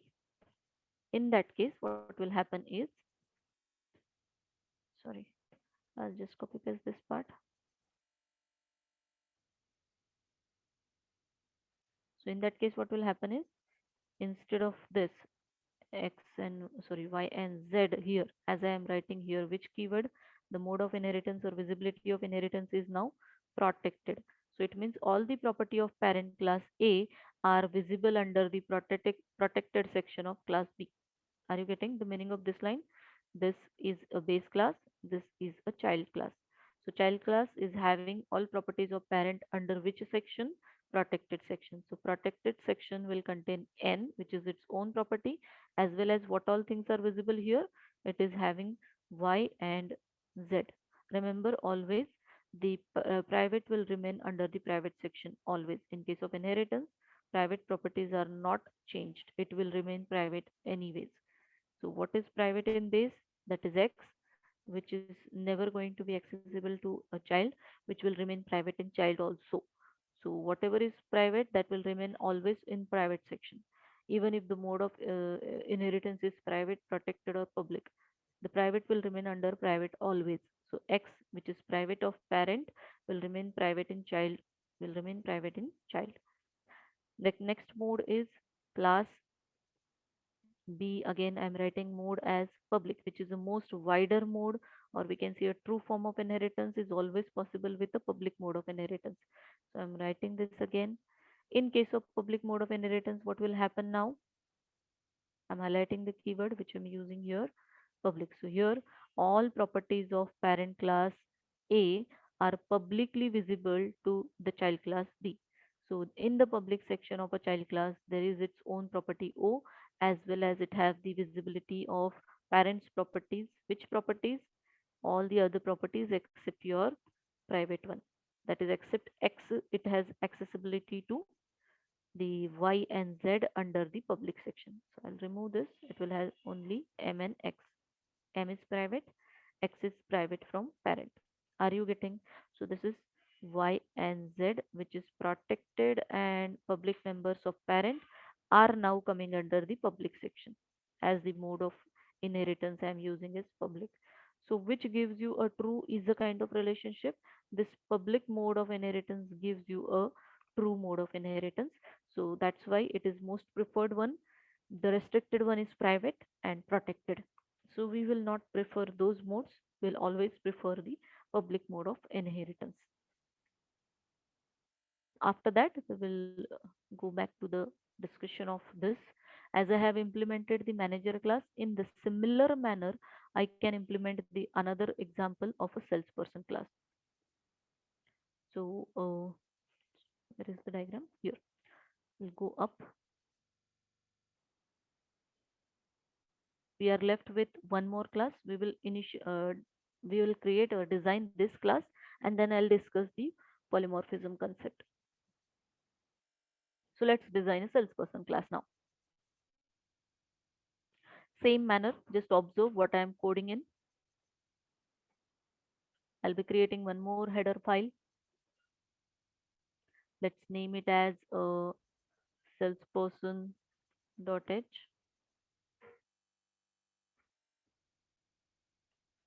So to inherit the properties of employee, I will need to include the employee class, which is present in employee h file. So I included the library. Next, we have to write a class declaration. So class salesperson. Class name always starts with capital letter. Then mode of inheritance, after the colon symbol, we have to write a mode of inheritance. We'll be using true form of inheritance, let's say public. After that, I am giving the name of parent class as employee. I want to inherit properties from employee. So this is parent class. Now the body of salesperson class. What all private data members we want? We want, let's say as per the diagram, we have taken extra parameters as extra attributes as sales amount and commission. You can have n number of attributes which are required for a salesperson, but for simplicity, I'm considering only two: sales amount and commission. As a salesperson can have sales amount and commission. So let's discuss here. In private section, I am declaring a float type of variable, let's say sales amount, and a float variable commission. After that, in public section, I'll be declaring a constructor for salesperson, both constructors, salesperson no argument constructor and salesperson parameterized constructor. So let's say what parameters it will require. Again, let's observe. If I create a salesperson object, it will have these many data members. So for initializing all these members, I need all the parameters in the parameterized constructor of salesperson. So let's write required parameters. We need integer ID, then character pointer for name, then float salary,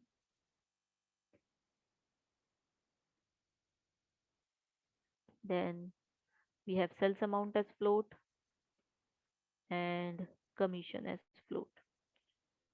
Let's not name the arguments here. We can write it in definition. So this is declaration of two constructors, parameterized and non-parameterized. Let's write again a facilitator function for displaying the state of object. So display function. Okay. Now let's implement these functions quickly in the source file, and then we will move with the testing of it. So we will write one more source file for defining the salesperson functionalities. Here I'm writing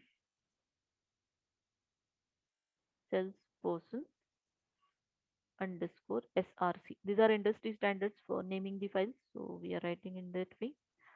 Salesperson src, source code for functions in salesperson class.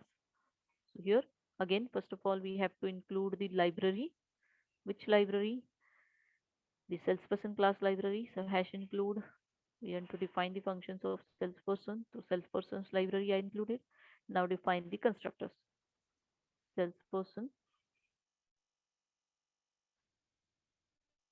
scope resolution, salesperson no argument constructor, and probably will initialize the state of object. What all attributes are there? So for that we have sales amount and commission. Sales amount I'm setting as 0, and commission also I'm setting as 0 by default. After that, I'm writing a parameterized constructor.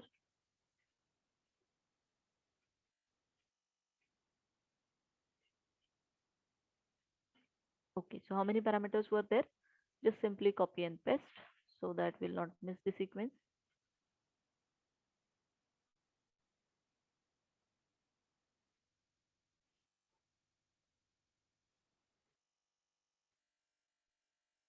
So let's name the parameters here. ID, name, salary, then sales amount. Let's name it as SAMT, and the parameter for commission. Okay. Now let's write the initialization. So again, we have to write sales amount equal to SAM, and then commission is equal to com. So these parameters we initialize. Again, we have to mention a base initializer here. Same as we have declared it for a manager class. For a salesperson class also, we will have to make a provision of call to the base class parameterized constructor, so that we have to supply the base initializer. What parameters I have to forward? ID, NM, and sal. Okay. After that,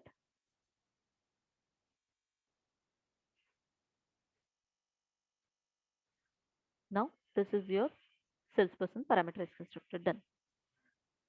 Then next is your display function. So void display.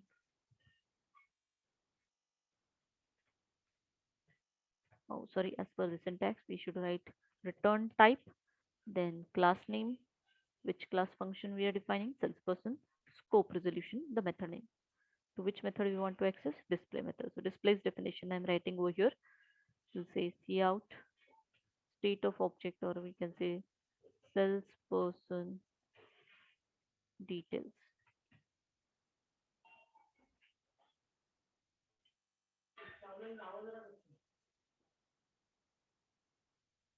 Here we have to say name. Oh, sorry, we have already created a display method in employee class, so we will call that method first. How to call that? We simply write a class name employee and scope resolution method name display.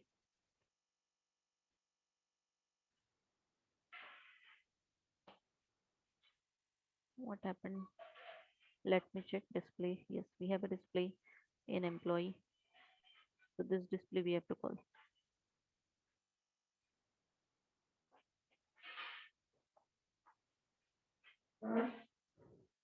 Okay, it is raising error for employee instance. Okay, semicolon expected. Yes. Hmm.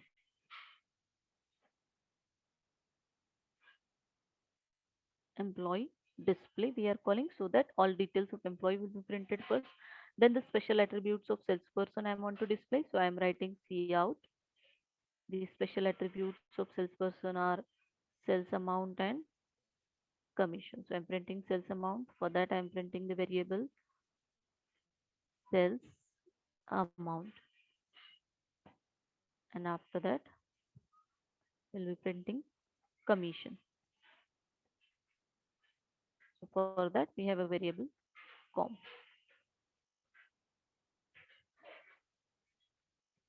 What we have done here, we have wrote a display method for a salesperson class. In that, we have given a message salesperson details. So to print the details of salesperson, what all details a salesperson has? He has ID, name, salary, sales amount, and commission.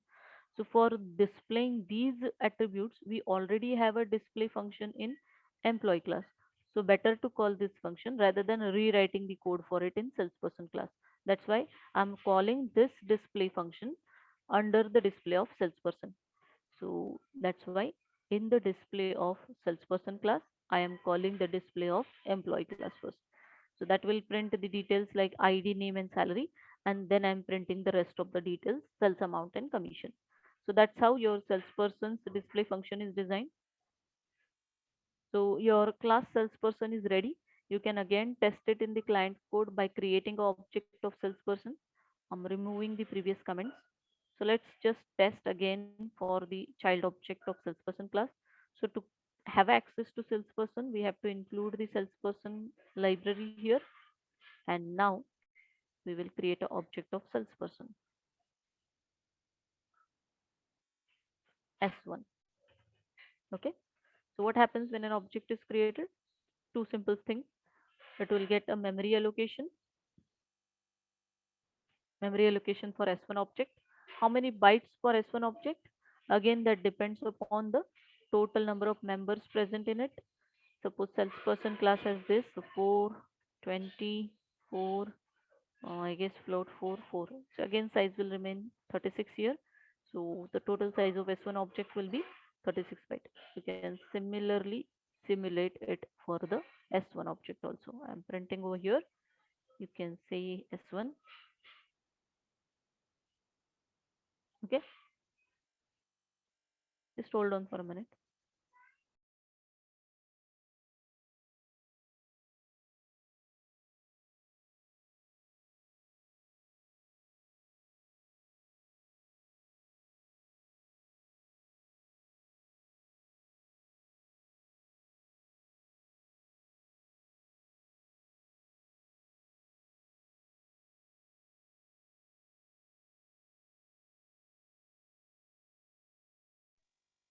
Okay.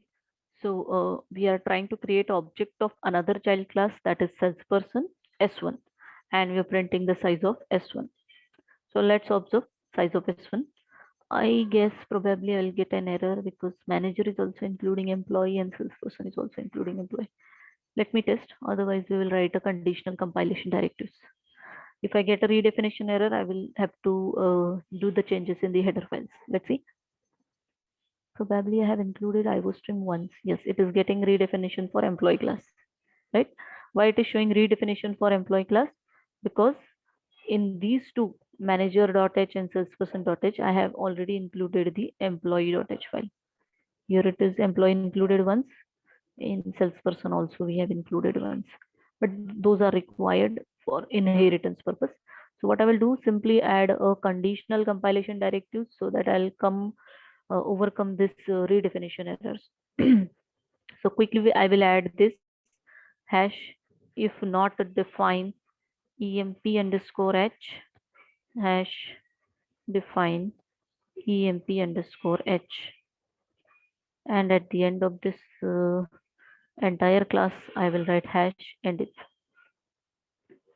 Okay, this is conditional compilation directive, which is a preprocessor. Conditionally, we are telling the preprocessor to create this file if and only if it is not created. If it is not defined, then define it.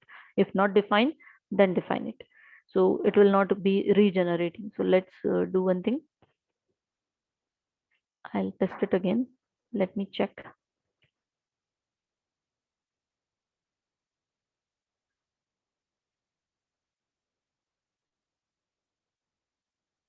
So it is compiling salesperson, manager, and employee. All files are compiled. What is the next problem now? Is CRT secure, no warnings. Okay, it was done already. Now it is running. So you can see, okay, I forgot to give a slash n over there. You can observe the previous one for manager object. I have not commented that part. So we have to focus from this. This is in employee nor constructor. I think I have forgot to give a message in salesperson constructor. That's why it is not giving a message. Otherwise, size of S1 object is printing properly. Okay, for your understanding, let's just give a message of constructor calls in the salesperson constructors also. So I'm printing cout in salesperson sitor. Okay, then here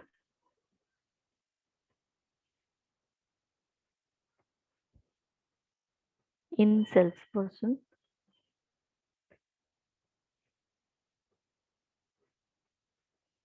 parameterize sitor.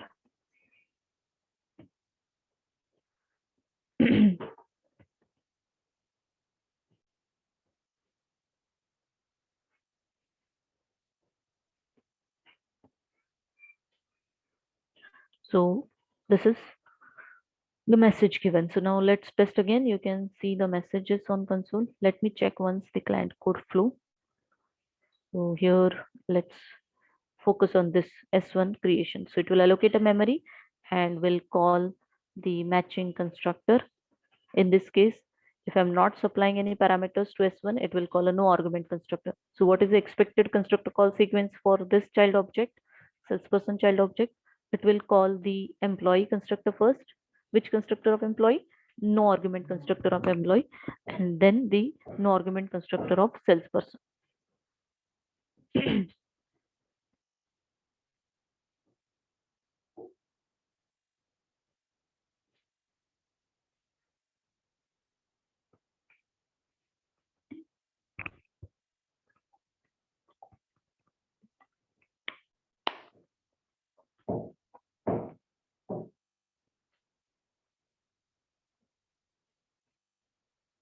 So you can see it is going into employees no arc constructor, and then it is going into salesperson's no arc constructor. So the sequence is correct. If I supply the parameters, it will call the parameterized constructor of base and then the parameterized constructor of derived class. Okay.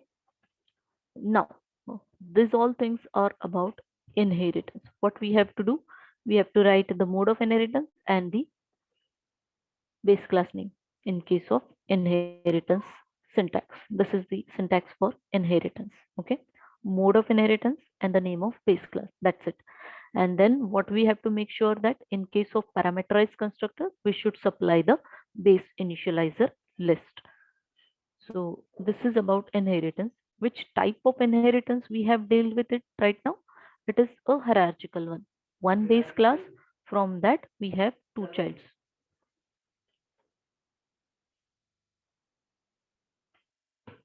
There are many other types possible, like single level, multi-level, and multiple also. But in case of multiple inheritance, we will be facing ambiguities, and to resolve those ambiguities, we will have to apply the solutions. So this is all about your implementation of inheritance. How do we perform it? Now let's move to the next point, that is polymorphism. So the next concept of object oriented is polymorphism. Just hold on for a minute.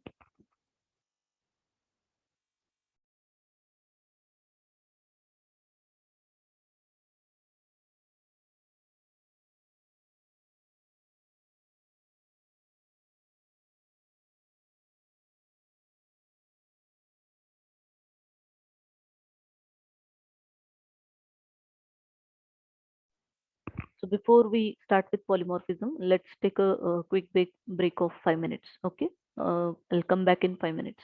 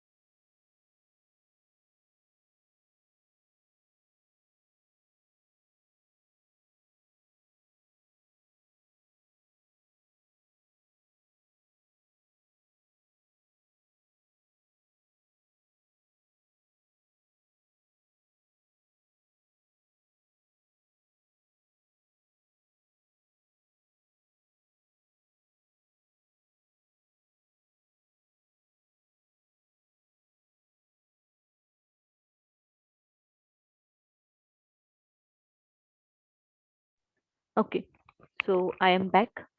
So let's discuss with the topic polymorphism. What is polymorphism? So again, it is one of the most strong pillar of object-oriented programming, that is polymorphism.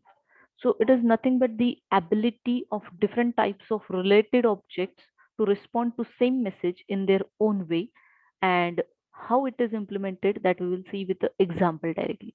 Before that, let me simplify the definition of it for you.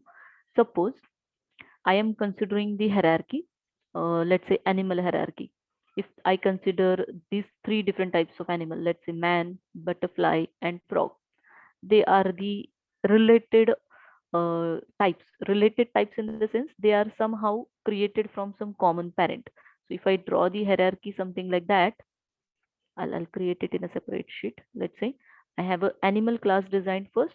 Then below that, I may have variety of types of animals. Like I considered a man, then I have a frog, I have a butterfly. I can have many more, right? But for simplicity, I'm considering these three. So what are they? They are the subclasses, or we can say the related entities to the parent entity animal. So they are somehow related in hierarchy. So of course, in between there may be many other subtypes, but I'm directly showing you the these specialized and generalized types. So let's consider this is the hierarchy.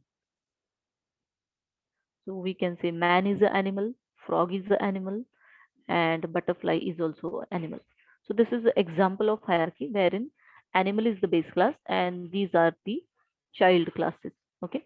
So what I'm talking, what polymorphism is, polymorphism always comes into picture with inheritance. If inheritance is there, then only polymorphism is possible. Otherwise, it is not possible. Which polymorphism I'm talking about actually? I'm talking about a runtime polymorphism. Polymorphism is categorized into two. We call it as compile time and runtime. So basically, which polymorphism I am dealing right now is runtime. So runtime and compile time. So compile time polymorphism is achieved by operator overloading as well as function overloading. Okay. And runtime is achieved by using method overriding.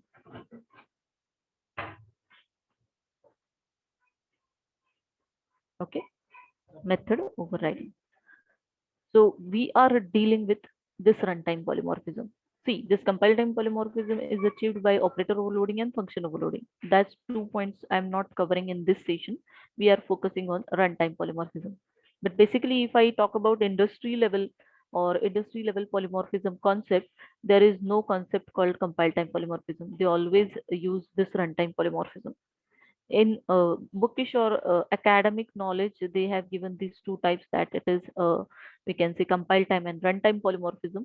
But actually in industry we consider only runtime as a only type of polymorphism. So what I was saying, that this is a hierarchy. What I'm saying is polymorphism is only possible if inheritance is there. So we have drawn some inheritance hierarchy. There is a superclass or a base class animal, and from that I have derived these three child types or subclasses. And now I'm considering a definition of polymorphism. What definition of polymorphism says? It is the ability of different types of related objects. Related object in the sense they are somehow related in the hierarchy. They are related here in is a kind of relationship, right? All of this. Man is an animal, frog is an animal, then butterfly is an animal. Somehow they are related to this class animal. So he's having relation, or we can say is under the relationship hierarchy. And for such a scenario, what they are saying, that different related objects will respond differently for the common message. So there will be some common message. Message here in the sense function. We'll consider it as function. Okay, message means function.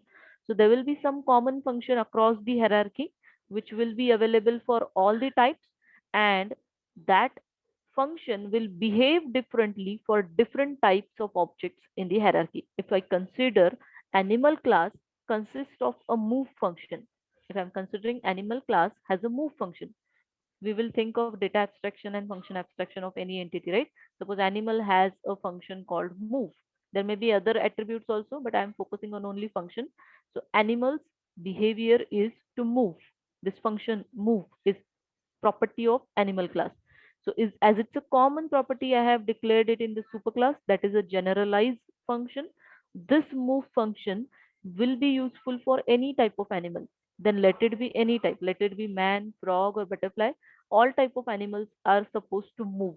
So that's why this functionality is provided at the parent level, so that this property is freely available to all the other childs through inheritance. So that means the move function will be available to man class, will be available to frog class, and will be available to this butterfly class as well through inheritance, as properties are getting inherited. Okay, so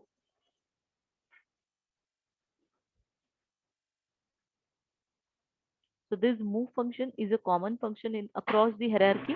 Now, if I think of when a man object calls this move function, what should be the implementation? What should be the behavior? I'm writing a definition of move function for the class man type object. So when a man type object will call the move function, what should be the action? Probably man will walk. And how should the frog move? Probably the frog classes move method will define the definition, something like jump. And for this butterfly, something like suppose fly, right? So the behavior, the implementation, how the man moves by walking, how the frog moves by jumping, how the butterfly moves by flying. But the message is common. I can say message name or method name is common across the hierarchy, across the all types. These are subtypes. There's butterfly, frog, and man. These are the subtypes of animals, right? So across the hierarchy, I'm having a common message, common method name, which is having different implementations per different classes. So this is called a polymorphic nature, polymorphism. To whom I'm calling polymorphism? This move method, a common name, which respond differently for a different type of object. If I'm using a man object, the move method will have implementation something like walk. The frog's move method will have implementation jump. Butterfly will have fly, something like this. So if I have a we can say object of a man type M1, and I call a move method upon it, it will be a move. It will call a move method of a man class. So that is called a polymorphism. But how technically it is achieved, or what all things we have to write in a code, that we will see through the implementation. But this example is to make you understand conceptually what a polymorphism is. Okay. So here move method is common method across the hierarchy, and it is having different implementation. So whenever I call it on a different objects in the hierarchy, the behavior will be different. So poly means many and morph means forms. That's a common definition we all know. But the meaning, actually, the meaning of this OOPS concept is that we will be having some common method name across the hierarchy, and that common method name will be having different implementations in all the derived or subclasses. Okay, so we will take the example for this. Before that, I want to discuss few more things. I want to discuss generic pointer and the rules of generic pointer. So I will introduce one concept called as generic pointer. Okay. So what is a generic pointer? It is nothing but a topmost base class type pointer. The topmost or any base class, or we can call it as a super class. Okay. Super class type pointer is called as generic pointer. Okay. So you know the pointers concept, right? Pointer is a variable which hold the address of another variable. So what type of pointers we have created till now? We have created integer pointer, character pointer, float pointers. In the similar manner, now I can create a user defined type pointers like a class type pointers. So I can create any of the class type pointers. So to whom I am calling actually a generic pointer? The topmost class type pointer. So if I'm considering this hierarchy, the topmost class in the hierarchy is animal. So animal class type pointer will be called as a generic pointer. Okay. And what is the capability of that generic pointer? It has a special property that the generic pointer can hold the address of any of the child class type. Okay, the generic pointer can hold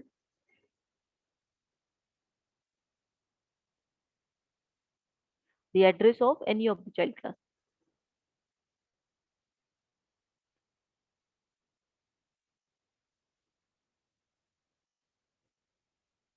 Okay, object of any of the child class in the hierarchy. So we will see syntactically how to create a generic pointer and how to use it. So basically we will understand now why we need a generic pointer. See, if I'm talking about any particular hierarchy, inheritance hierarchy, the topmost class type pointer will be a generic pointer the pointer will be capable to hold address of any of the child class object in the hierarchy. So if I have such a generic pointer in my hierarchy or in my application, it will give me the advantage of flexibility and extensibility. Okay, it gives the advantage of extensibility and also we can say flexibility. So why I'm saying it gives you flexibility? See, if I am having a generic pointer, I will be capable to point to any of the child type. Let's say I later on in my hierarchy add one more type of animal. Let's say I add any other type, let's say reptile. So this new type, this new class which I am creating from animal class as it's a subtype, or where I'm binding it with is a type of relationship, that times automatically it will get the move property inside it, of course, right? Reptiles will also move. Okay, now is a kind of relationship whenever is there, that means it is an inheritance. And along with that, now I am having polymorphism. This move method is available to reptiles also and can implement the method move as per the reptile specification. So I can define this move method again in the reptile class as per the reptile class specification. So that is what a polymorphic scenario is. Now, at the client level, we will think of that if I'm adding such a classes more and more, if I'm extending my hierarchy more and more, it will be difficult for me to individually track the flow, to create a man object separately, to create a frog object separately, and each type object separately, and maintaining the function calls will become difficult. So rather than that, can I have a single point of control? So yes, a single point of control is exerted or can be there by using this animal class. Okay. So by using the generic pointer, I can have a single point of control over the hierarchy. The generic pointers gives you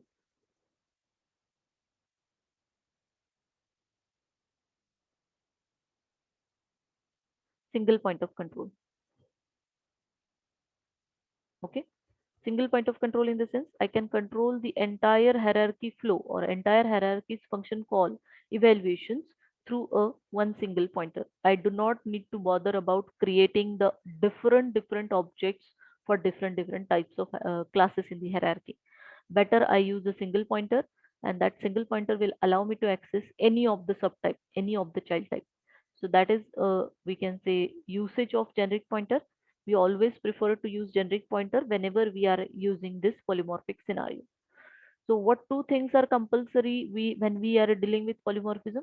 We need to have inheritance and we need to have a generic pointer into picture so that we can achieve this polymorphism. Now what I'm saying, actually this polymorphism is implemented by the concept of method overriding. So let's highlight what is method overriding.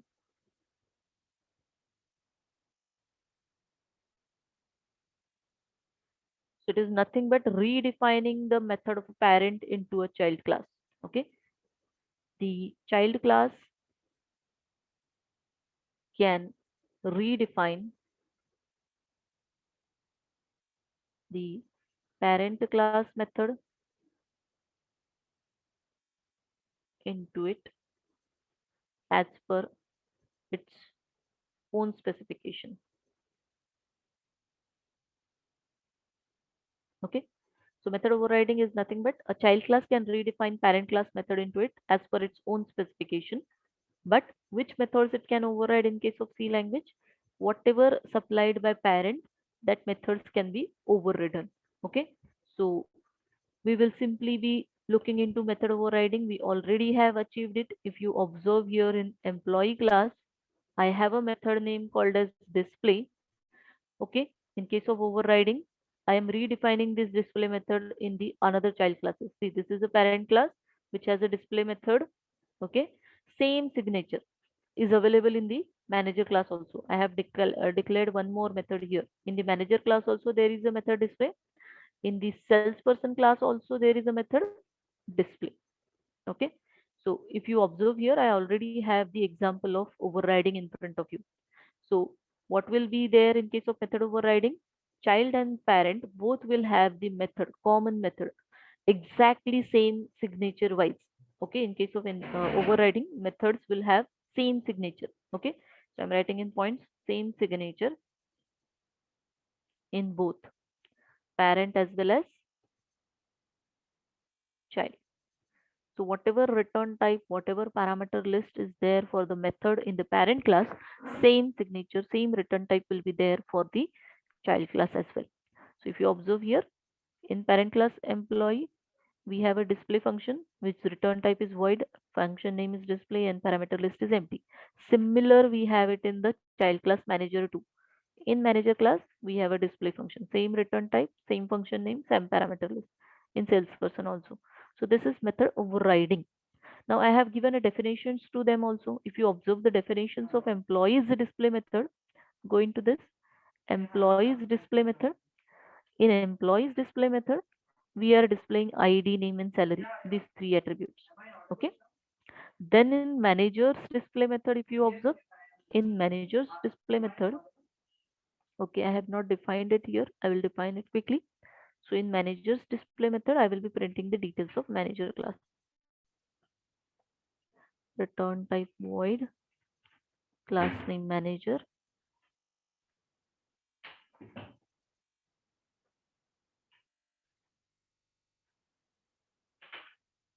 the method name display.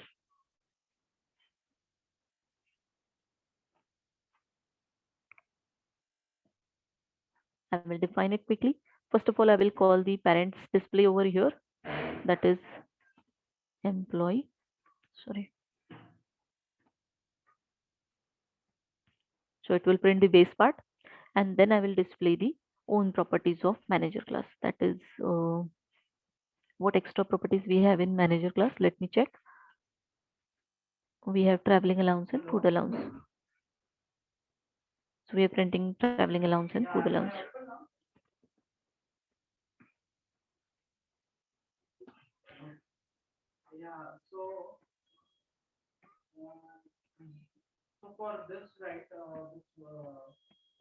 Okay, so here food allowance. I'm printing these two properties of manager class. Let me add NL.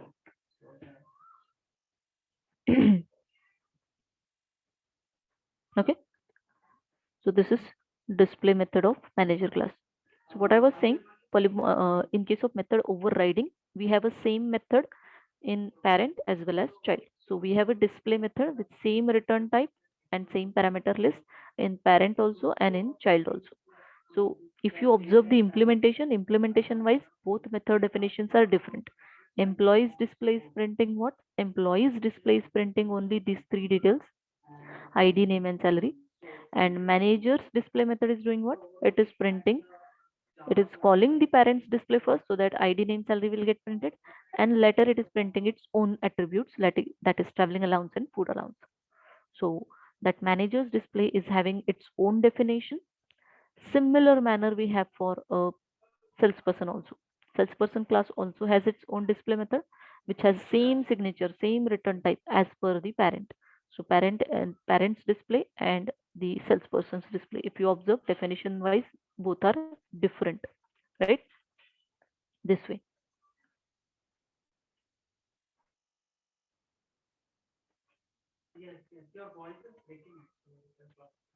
I'll just give a message for understanding manager details.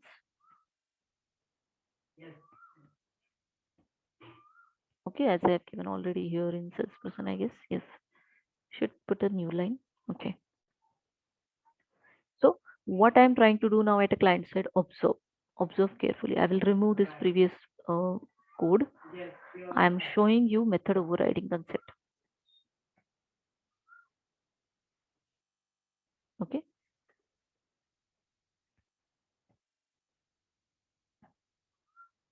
Okay, so here what I'm expecting is I'm creating a object of child manager class, let's say M1, with some attributes or values passed, let's say this king salary 50,000, and what was next, that is food allowance and petrol allowance 500, 600, something like this. So I created an object of manager class. Memory will be allocated for M1 36 bytes. Then all the values will be initialized through constructor into your object. And now what I want is I want to display this object state. So I'm calling M1, then member access operator, that is dot, and I try to call the member display. Display is one of the public member function in the manager class. If you go here in the manager class, there is a public function display, right? Which is a overridden form of a method. If I go into client code again and mouse over on display, you can see it is showing you which method is being called now, which method is binded over here for M1 object. This is your current object, and for this object, which method it is calling, sorry, whose method it is calling. If I mouse over on it, you can see it is showing you manager scope resolution display. So it means it will bind the call to the display function of which class? Of manager class. Okay, but observe now, manager's display will get called. Okay, fine. Let's observe.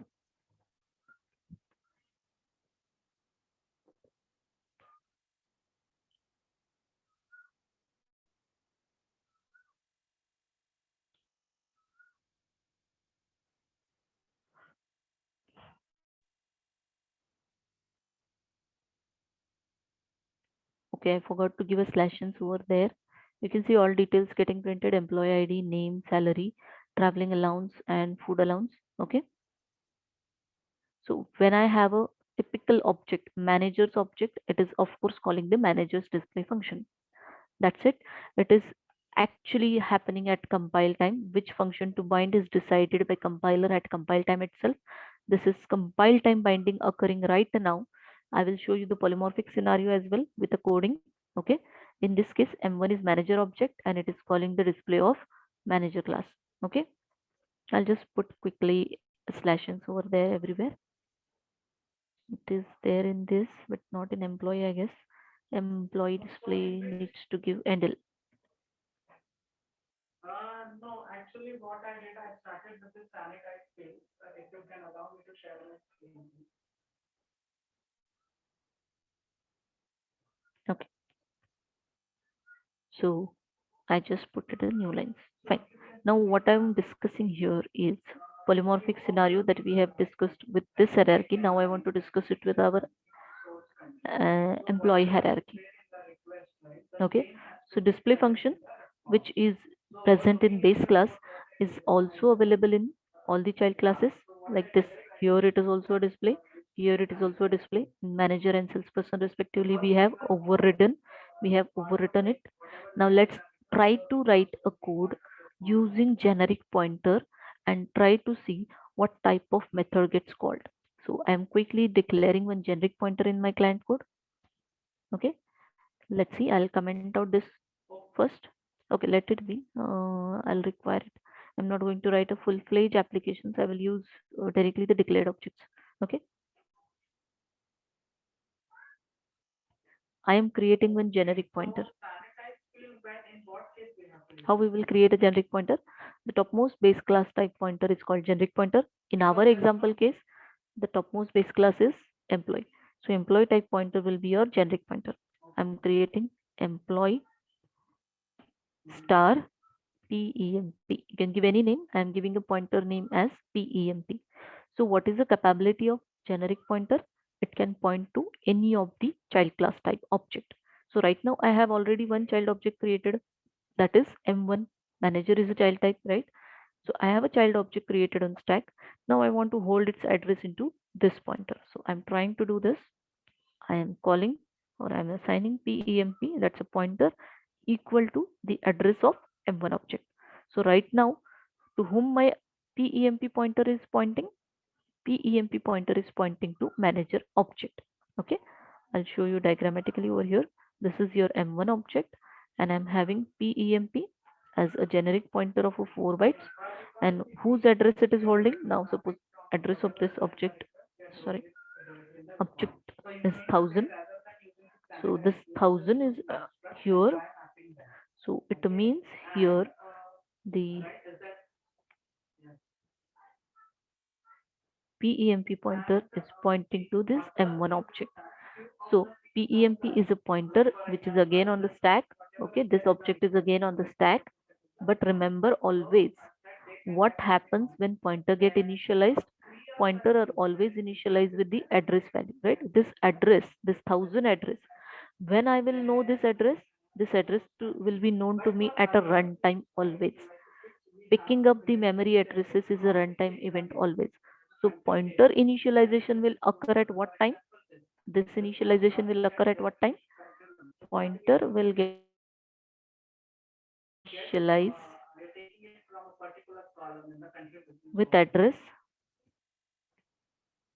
at a runtime. Okay. So this is going to happen at runtime. Pointer is actually going to hold address at runtime. Okay.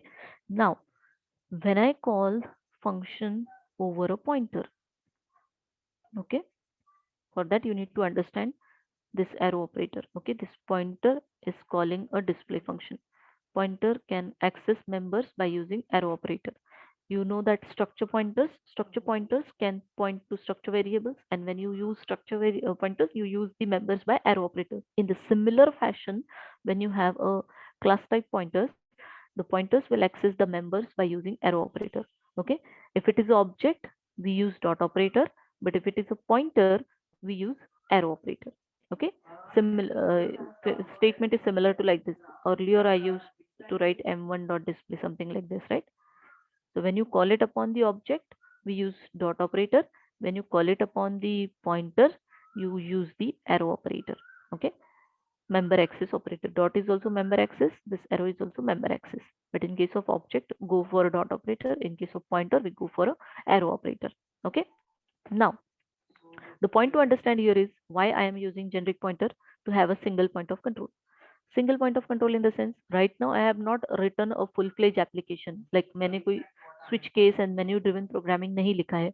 Like always, whenever you write a code, there will be a menu driven code which will be saying that which option to choose. The user will supply the choice, and accordingly your application will proceed.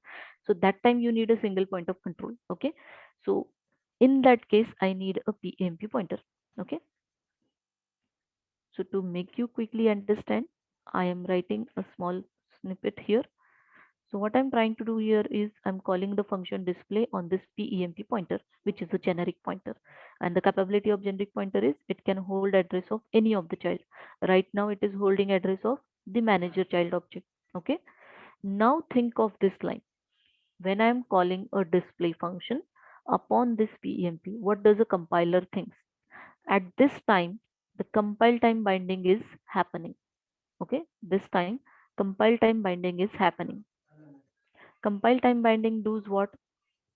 It will check the invoker who is calling the function PEMP. So compiler will go and check what is the compile time type of PEMP. The PEMP's compile time type, or we can say declaration time type, is employee pointer. So the method call will be binded to what? You can see when I mouse over on display, now you can see which function it is binding to.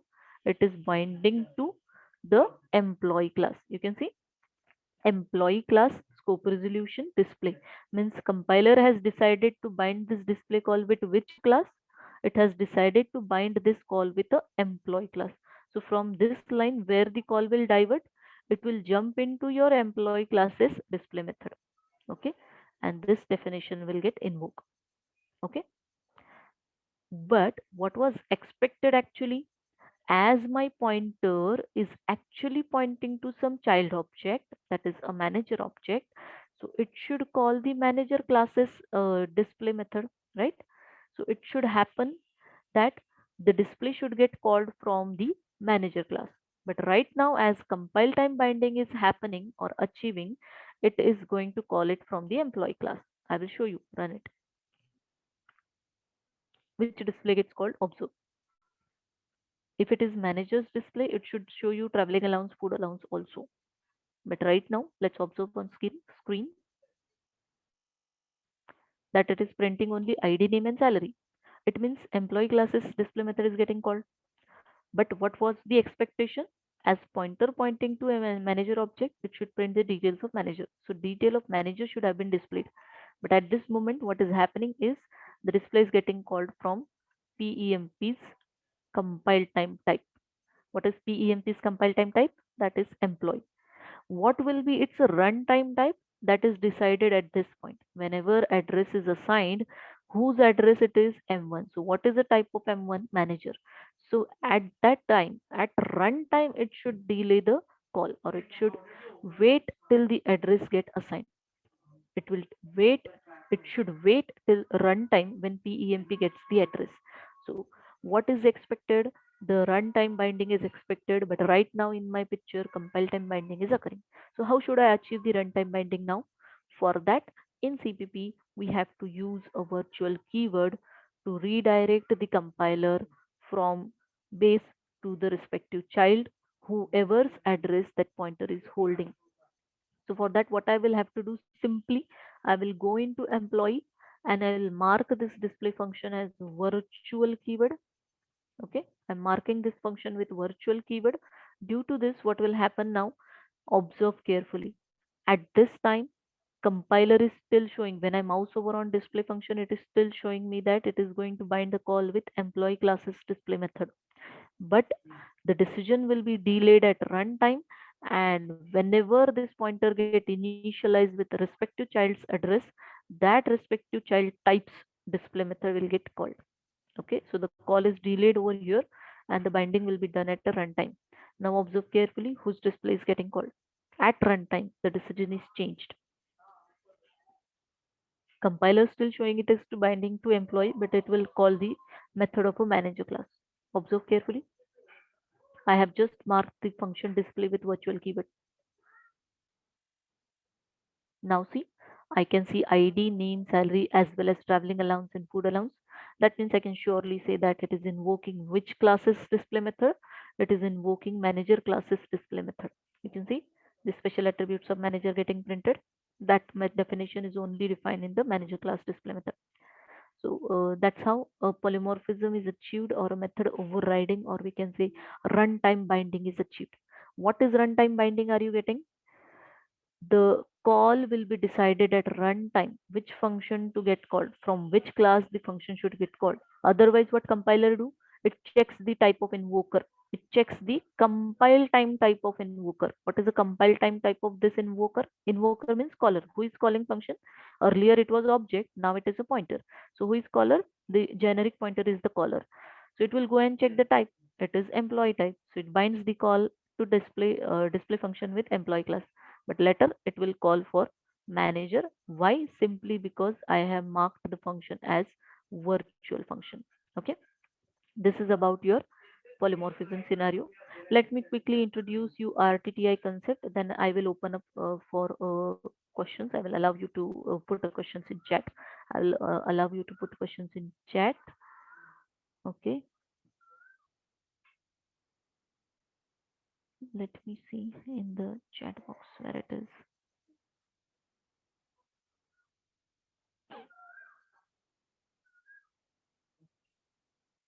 Okay, so you can now message or put your doubts in the chat, and meanwhile I will discuss the RTTI concept. I will answer your questions. You can put questions in chat. Okay, next concept is RTTI, that is runtime type information. This is a mechanism which allows to know the type of object at runtime when program is executing. Okay, this always comes into picture whenever there is polymorphism, or we can say there is inheritance and polymorphism both. Okay, so to achieve this runtime type information or identification, we are supplied with some operators in CPP. Which operators we are given? We are given type ID operator, then dynamic cast operator, and reinterpret cast operator. Okay, so we will discuss about this too. Okay, type ID operator and type sorry, dynamic cast operator. Okay, so what is type ID? So type ID is a operator to which I have to supply some argument. So whatever argument I supply, it will tell me the runtime type of argument. What do we mean by runtime type? If it is a pointer, actually at runtime what address it gets, accordingly the type will be decided. Okay, so type id operator is actually present in a type info class. Okay, this is present in a type info class.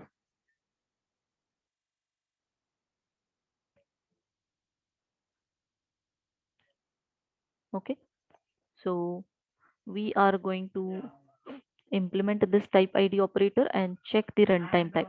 How can I check the runtime type? I'll quickly show you here in the client code itself. Let's see out type id of PEMP. What is the type of pointer at runtime? So I'm writing type id of PEMP. Actually, it should write a star PEMP because value at address, we want to know the type of value at address, right? So see, type id operator in bracket, I am supplying some argument. The argument is a pointer value, or we can say value at the pointer address. PEMP is a pointer, right? It is holding whose address? It is holding manager class object's address. So right now, runtime type for PEMP will be manager. Okay. So this is giving error because type ID returns you some different type of value. And to know the name of type, I just have to call one method of type info class, that is name, so that you can get to know what is the runtime type class name. So PEMP being a generic pointer, its a declaration time type or a compile time type is employee. Okay. When you are talking about this pointer, what is the data type of this pointer? It is employee. Which type it is? Compile time type. I'll write here. Compile time type of PEMP is employee. But at runtime, whose address it is holding? It is holding the class manager's address. So runtime type of PEMP pointer is manager class. Okay. Type of that object which is holding, that is a runtime event. So PEMP is actually holding the address of some manager type entity. So that time the address is of manager type. Sorry, object is of manager type. So runtime type of PEMP pointer dot its name. So type ID operator returns you what? The runtime type of PEMP. Okay, runtime type will be manager in this example case, as it is holding this manager instance address. Okay, let's run quickly. So to understand it, I'll separate this output on the new lines. Run it again.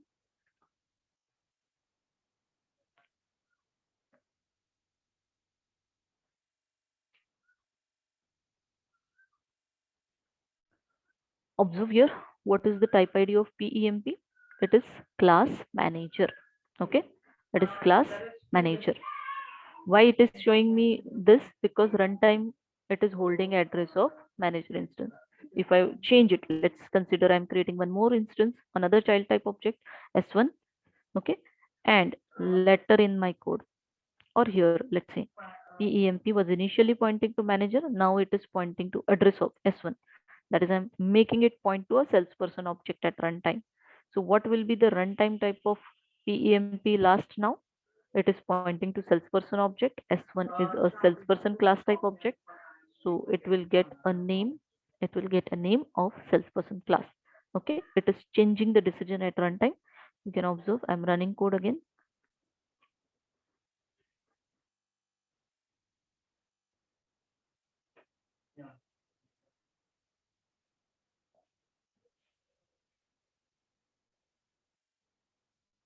See, it is showing you now salesperson class. Earlier it was manager. Now the type has changed to salesperson.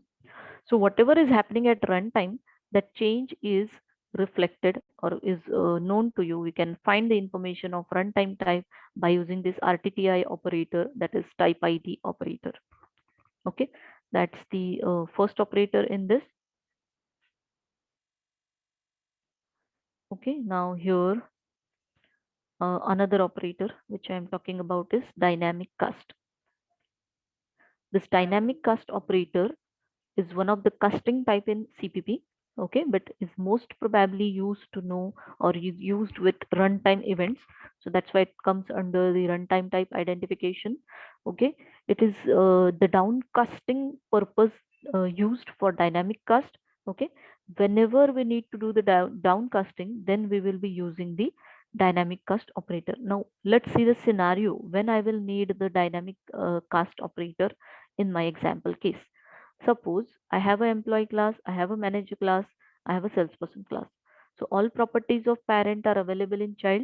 Okay, but child can have their own specific functions. Let's say show bonus.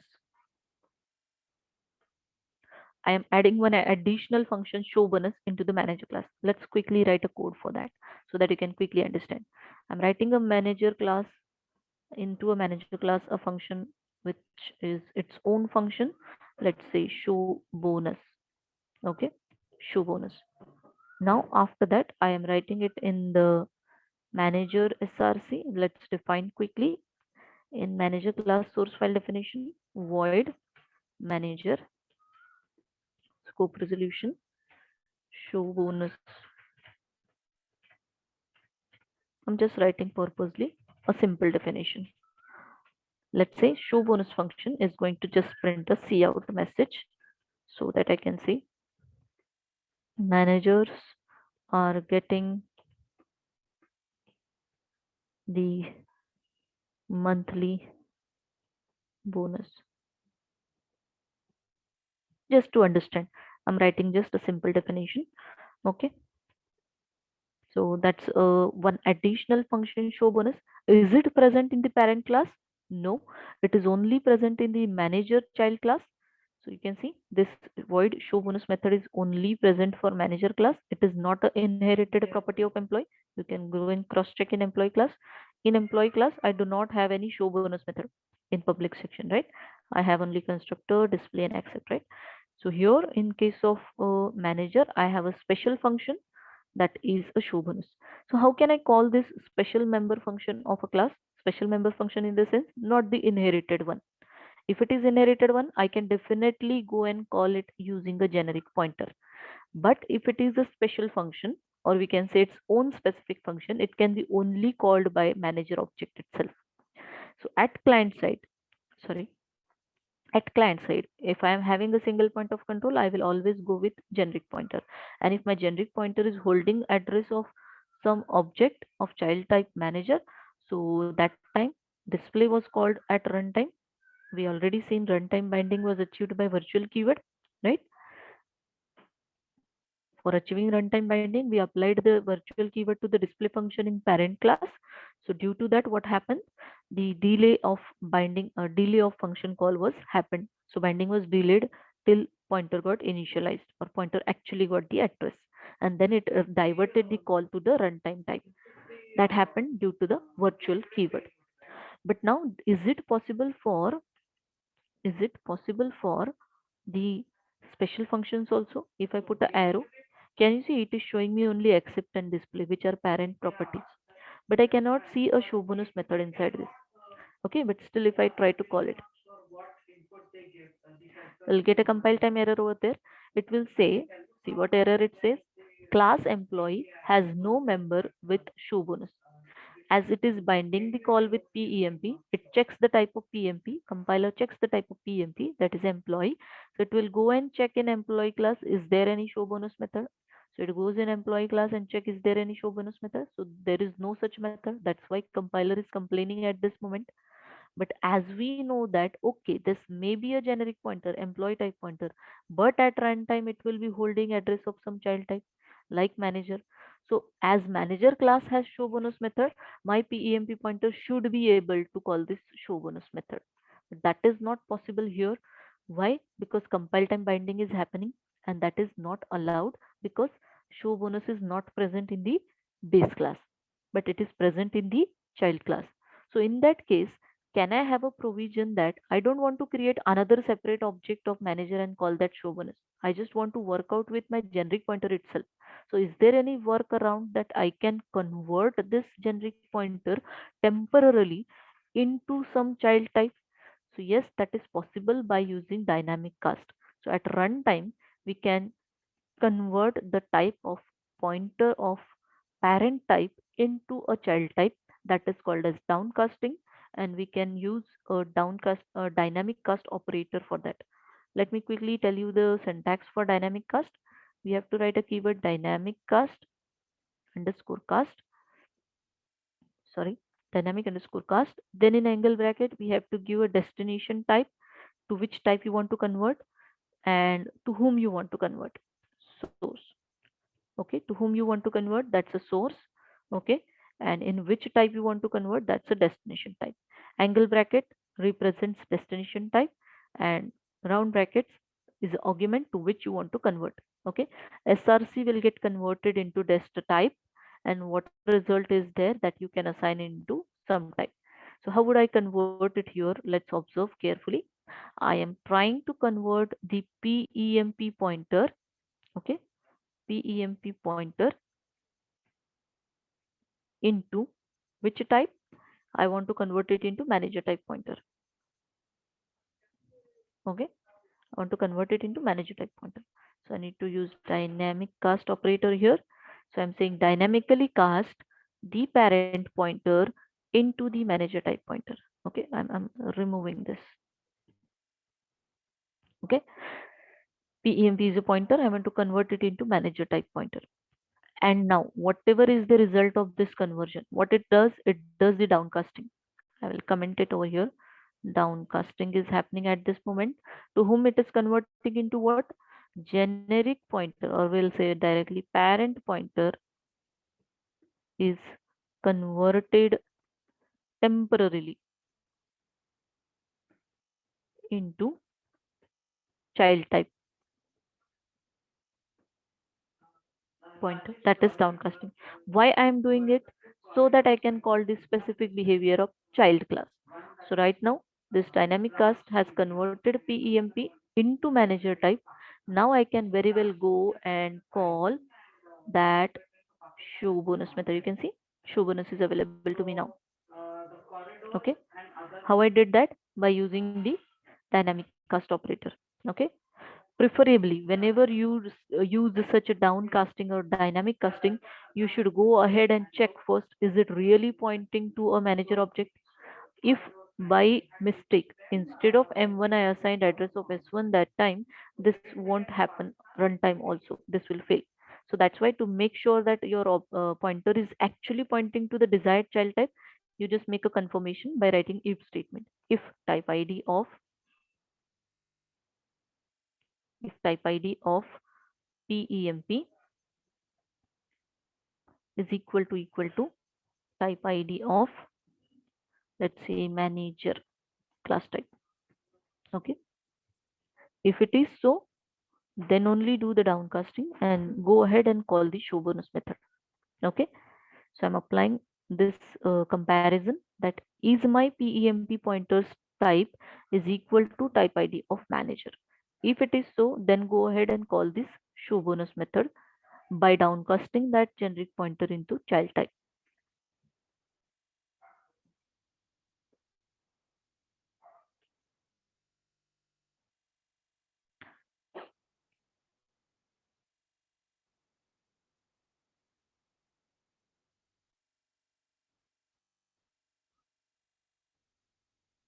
Okay, so this is all about this. You can see it has called the show bonus method. Let me check.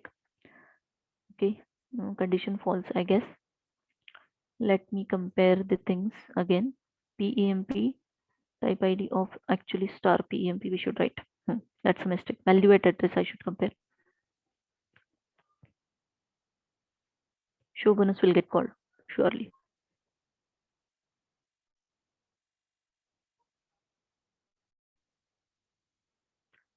Okay, you can see managers are getting this monthly bonus. This message is coming from which method? It is coming from show bonus method.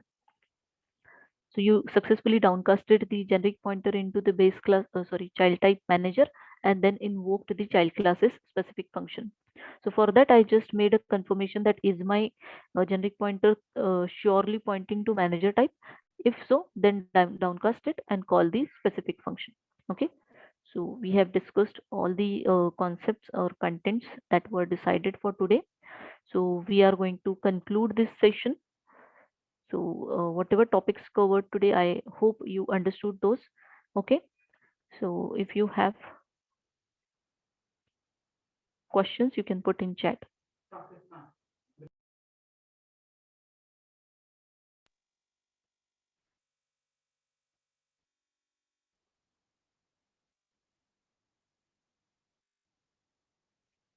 Rohit sir, should I end the meeting?